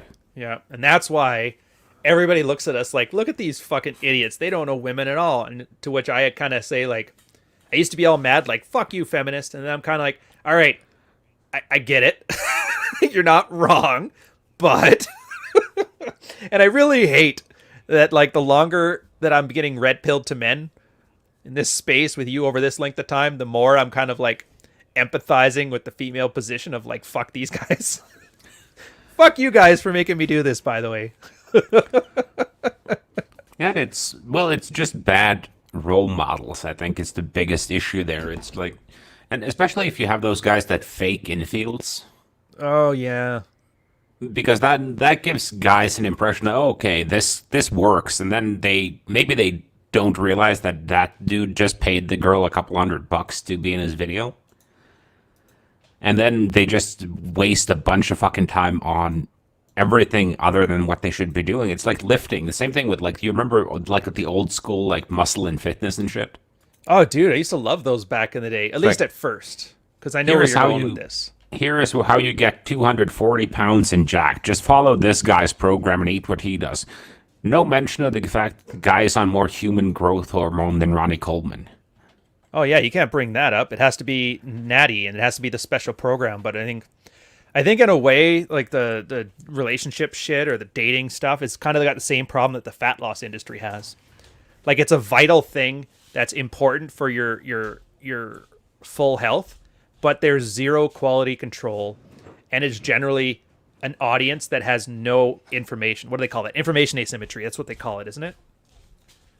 Yeah, that's correct. And it's basically a perfect environment to be hoodwinked and swindled, but it's also a perfect environment to teach like a valuable skill. I don't know where I'm going with this one, other than just to shit on the sphere again. No, I was sitting here wondering where the fuck is he going with this. I don't know. I'm just ranting at this point. Fuck it. We got 6 minutes left. We can make it.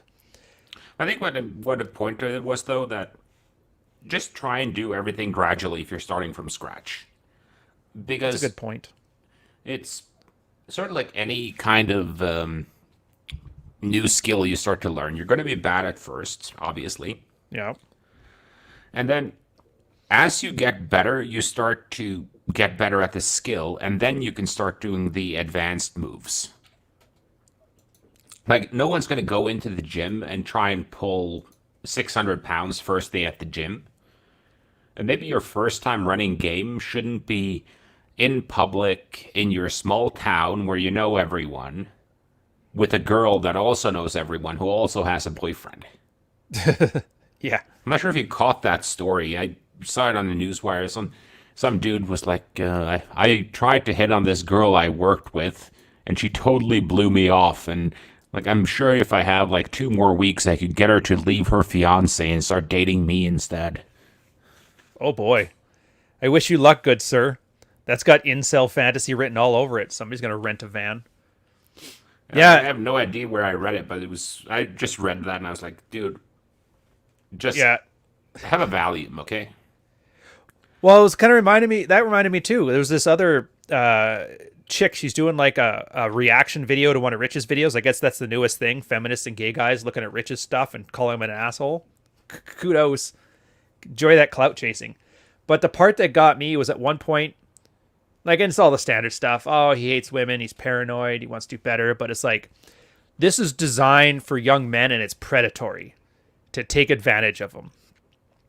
And I always thought about this because, like, it's always like, this is the worst thing of women. All women are like that, all that shit. And I thought, imagine if you were giving a course on running a sawmill and 90% of your course is about how not to get your hand caught in the fucking machine. Would they call you paranoid? And then not all sawmills have safety that's that bad. Or if you were a cop and you just start going through, like, this is how you're going to get stabbed and shot, and this is how not to get stabbed or shot. And they're like, you guys are just paranoid. Not all criminals are violent and apprehend arrest.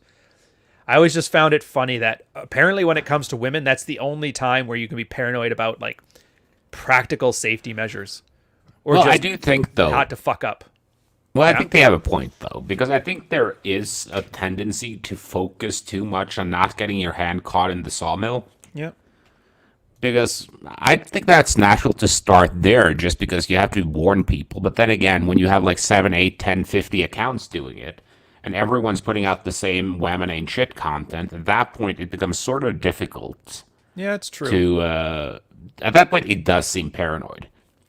It's the same thing, like I love some guy, it's, how do I word this? Let's say you have a guy you follow because he's great with, let's say, Bitcoin.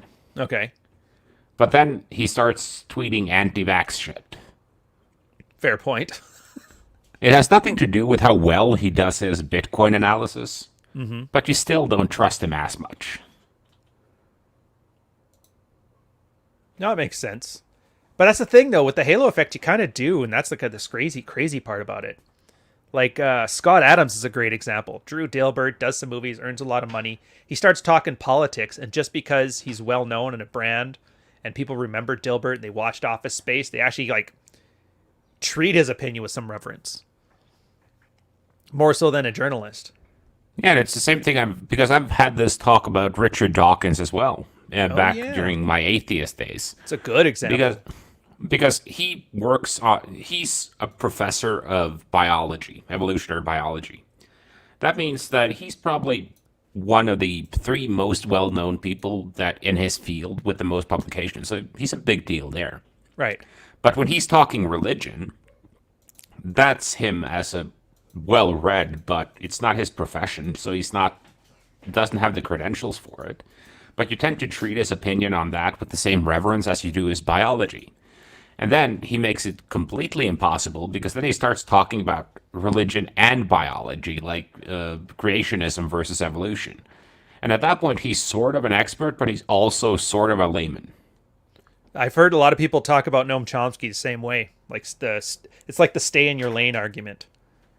Yeah, and it's a fair argument to some extent, but we have to remember that this kind of depth in profession is rather unheard of before about, let's say, 1900. Well, yeah, wasn't Because that the whole point of being a Renaissance man was being able to a master or yeah, jack of all trades, master of none kind of thing? Yeah, and it's also has to do with the fact that back then, just being well read was expected baseline. Like if you had a university education, you'd been through all the classics.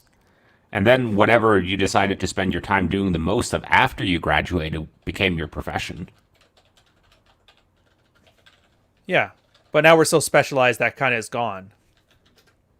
Yeah, and I think that's unhealthy because we're at a point in our history where we need that depth of knowledge. I mean, that's how most of Red the Pill things started, isn't it? Like Rollo basically took his Evo Psych degree and then applied it to like the mystery method, and then bam, Yeah. Red Pill popped up. Or Dalrock took his ability to read fucking boring charts and graphs and Christianity and turned it into Dalrock's blog. Or Royce turned I hate my life in DC and I like fucking women and I can write like an asshole, and here's Chateau Artiste. Or you, economics. I'm gonna take dating and apply an economic filter to it. It's like these crossover things are just awesome now. But Yeah, here's the I think point. you're I gonna was get- thinking on that thing here too. Sorry to cut you off, but then you get to the point where everybody's like, "Well, is Dawkins good?" This, and they're always talking about the person. They're never talking about the ideas anymore. And I think that's that weird feminization slicking in. Was like, well, who the fuck are you, basically, you know? But nobody ever discussed is their ideas any good? Are they any bad? And completely disregard. He's a great botanist, but like, fuck, how well does he know pickup? Or Well, it's God, kind or of like I kind of got into this earlier because I was debating politics right? in a different context, and my argument was that politics is technically just about how do we use our shared resources to the best of the most of us, and what rules do we want to govern us, and so on. That's practical politics, Right. legislative actions.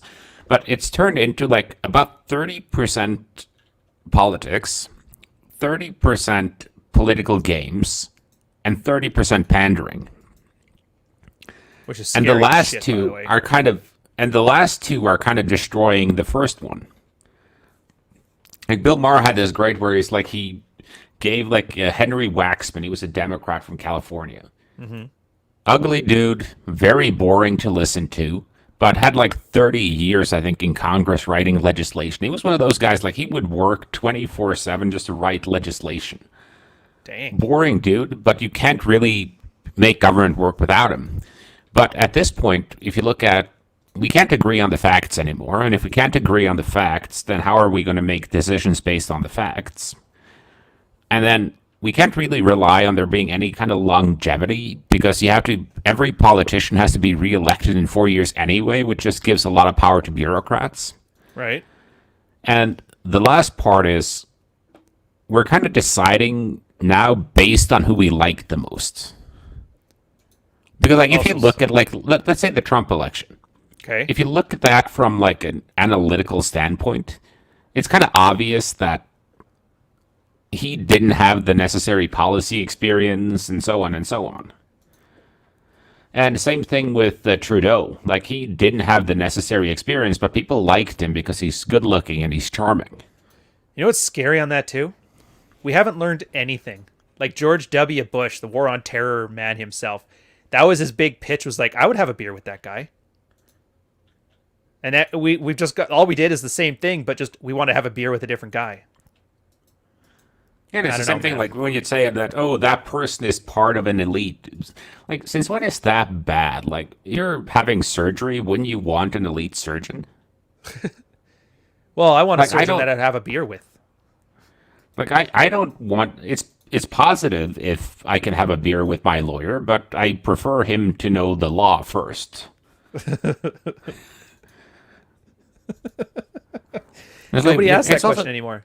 well, it's nice to know by accountant personally, but what I need him to do the most is not get me indicted for fraud. That's just not the world we live in now. And to be fair, like with game, I think that's a great skill to have. Like the likability part matters more. It's almost weird. So like you're saying here, politics, it's not about is he competent, it's about do I like him. But then in game and talking to women, it's like, well, she got a good career, as opposed to, well, do I like her?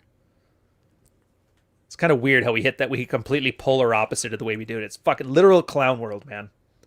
Yeah, and I think when it comes down to game too, I think it's just the attention economy that we have such short attention spans that most people, you can't expect people to get into policy anymore because it's getting too fucking complex. Like, I would say I'm more well read than most on politics and Oh, topics easily. adjacent Easily. to politics. But like, if they start discussing like, okay, what groups are we going to prioritize for the COVID-19 vaccine? It's like, I can't make that decision. You need to have a complex group of experts from all kinds of different fields. I need to figure that out together. Like, one person can't, or like, how safe is this vaccine versus this vaccine? It's not something a lay person can know. You just kind of have to trust doctors and statisticians. Yeah, never But mind that that the is doctor why, at that point was like paranoid. And then they, for some reason, forgot that the oldest. Hey, whatever. I don't want to get into that. But hey, I see what you're yeah, saying. but it's kind of like the same thing I have with a lot of the people I follow and listen to when it comes to economics. Because like I know that Paul Krugman has kind of a social democratic-ish bent to him. So I know how to correct for that perspective of his. Makes sense. Or like, or if like I have a guy who I get stock tips from, but I know he tends to be very ignorant of risk. Like, well, example, like he made his first like big bones in the world Right? by borrowing $1 million and putting it on 100-to-1 stock. Oh. So he played roulette. He bet on black and won. Good for him. Actually, not Yeah. even black. He bet on a single number. So I know that when he views stock tips, he's going to view them very positively. So you can correct for those perspectives. And once you know how to do that, it requires less competence than to actually develop the perspectives. Like I've read up on Canada, like and how Canada has been handling the pandemic. And it's getting pretty obvious that you guys, the bureaucrats that work in your health services and so on, are Incompetent. extremely risk averse and very conservative. And I started to think into like, why is this happening? And I think it's a combination of two unfortunate things. Because you have a principle in politics that if you're facing an unpredictable situation, just act based on what would do less harm. Right. Save your, So basically let's cover your ass. yeah, like let's say there's a new drug on the market, and you're not sure if it's safe or not. The best bet is ban it immediately. And then you have the healthcare side of it, where they have the what's it called, prima nocera, don't in even know Latin, that one. where it first do no harm. Okay. And that's kind of a principle that all healthcare personnel are trained in. Like, okay, first, before you do anything, make sure you're not hurting the patient. And those two principles come together in a very unfortunate synergy where the risk aversion on the medical side and the risk aversion on the bureaucrat side are basically like, okay, we have to lock everything down because two people might die. It's like the children who wrap their kids in bubble wrap. Yeah. Oh, I agree. It's just the weirdest thing. It's like completely risk averse, but like unidirectional too, right? Like that didn't matter because socially you could say we save people from COVID, but hey, what about all the people's elective surgeries that got killed, or what about? And that's the standard argument you make. What are the unintended consequences? But it's very easy now because you're so specialized on this one thing. My job is to save people from COVID, and they can completely ignore every other risk around it. And then the politicians are like, I'm just going to get reelected and I need to do the safest thing ever. And so these two risk averse, narrowly focused people somehow aligned and amplified each other's risk averseness. And that's how we've had a 15-month quarantine. Hasn't saved a single fucking life. Not even one. And it's kind of the same thing with, I think we can get into when you get all this fear mongering and focusing on like the worst thing that could happen in your interactions with women, because you get guys who are probably a bit anxious and have some anxiety issues to begin with. Yeah. And you tell them, well, if you do one thing wrong, she's going to chop your dick off, shove it down your throat, and kill your entire family. And it's like, okay. And then you ask, like, why aren't you doing approaches? Well, that guy told me that all girls are just going to cut my dick off. Yeah, fair enough. I guess so. At the end of the day, yeah, you're right. It is a little paranoid. Well, it's the same discussion I've had with skydiving. Like, why I refuse to go skydiving. And it's just on the basis that the risk of the chute not opening or dying is low. Right. But the results of the potential damage with that risk is so high that you kind of have to ignore that one. And the risk for flying in an airplane, okay, it's present, but it's fairly low, and flying is a necessity. So you have to treat those two different ways. And if you think sex is a necessity for you, then you just have to accept some risk. The part I love about that, too, is when you did and I guess we'll end on this point because we're already over time. We got Rule 0 coming up on John's channel, by the way, where you were talking about everybody's like, oh, Me Too's around the corner. It's going to get you. It's going to mug you at night. And you're like, all right, I went 50 girls, 50 dates. Sometimes I just went full hog, full escalation because I didn't want to waste any time and like never even entered your world. Not even a hint of it. I think a lot of that, too, is like the people's risk aversion is just based on their internal monologue as opposed to external factors. Yeah, once you get past that and you start to take in the data from outside, then you start to be able to make good decisions about where you want to go. Well, let's end on that. Don't trust any of us. Do some fucking work. Take it with a grain of salt. And if we get it right more than we get it wrong, then continue to listen. Otherwise, stop listening. Fuck it. Welcome to Red Morning. Much. Yeah, welcome to Red Morning. Don't listen to us unless you truly tried it out first. All right. Rule 0 is on John's channel. It's how to use the red pill to become a high value man. I think that was the title of it. We'll see you guys there. I want to chill with Carl for a minute before we go. So whatever. Any closing thoughts? Gendernomics 1 and 2. It's in the thing.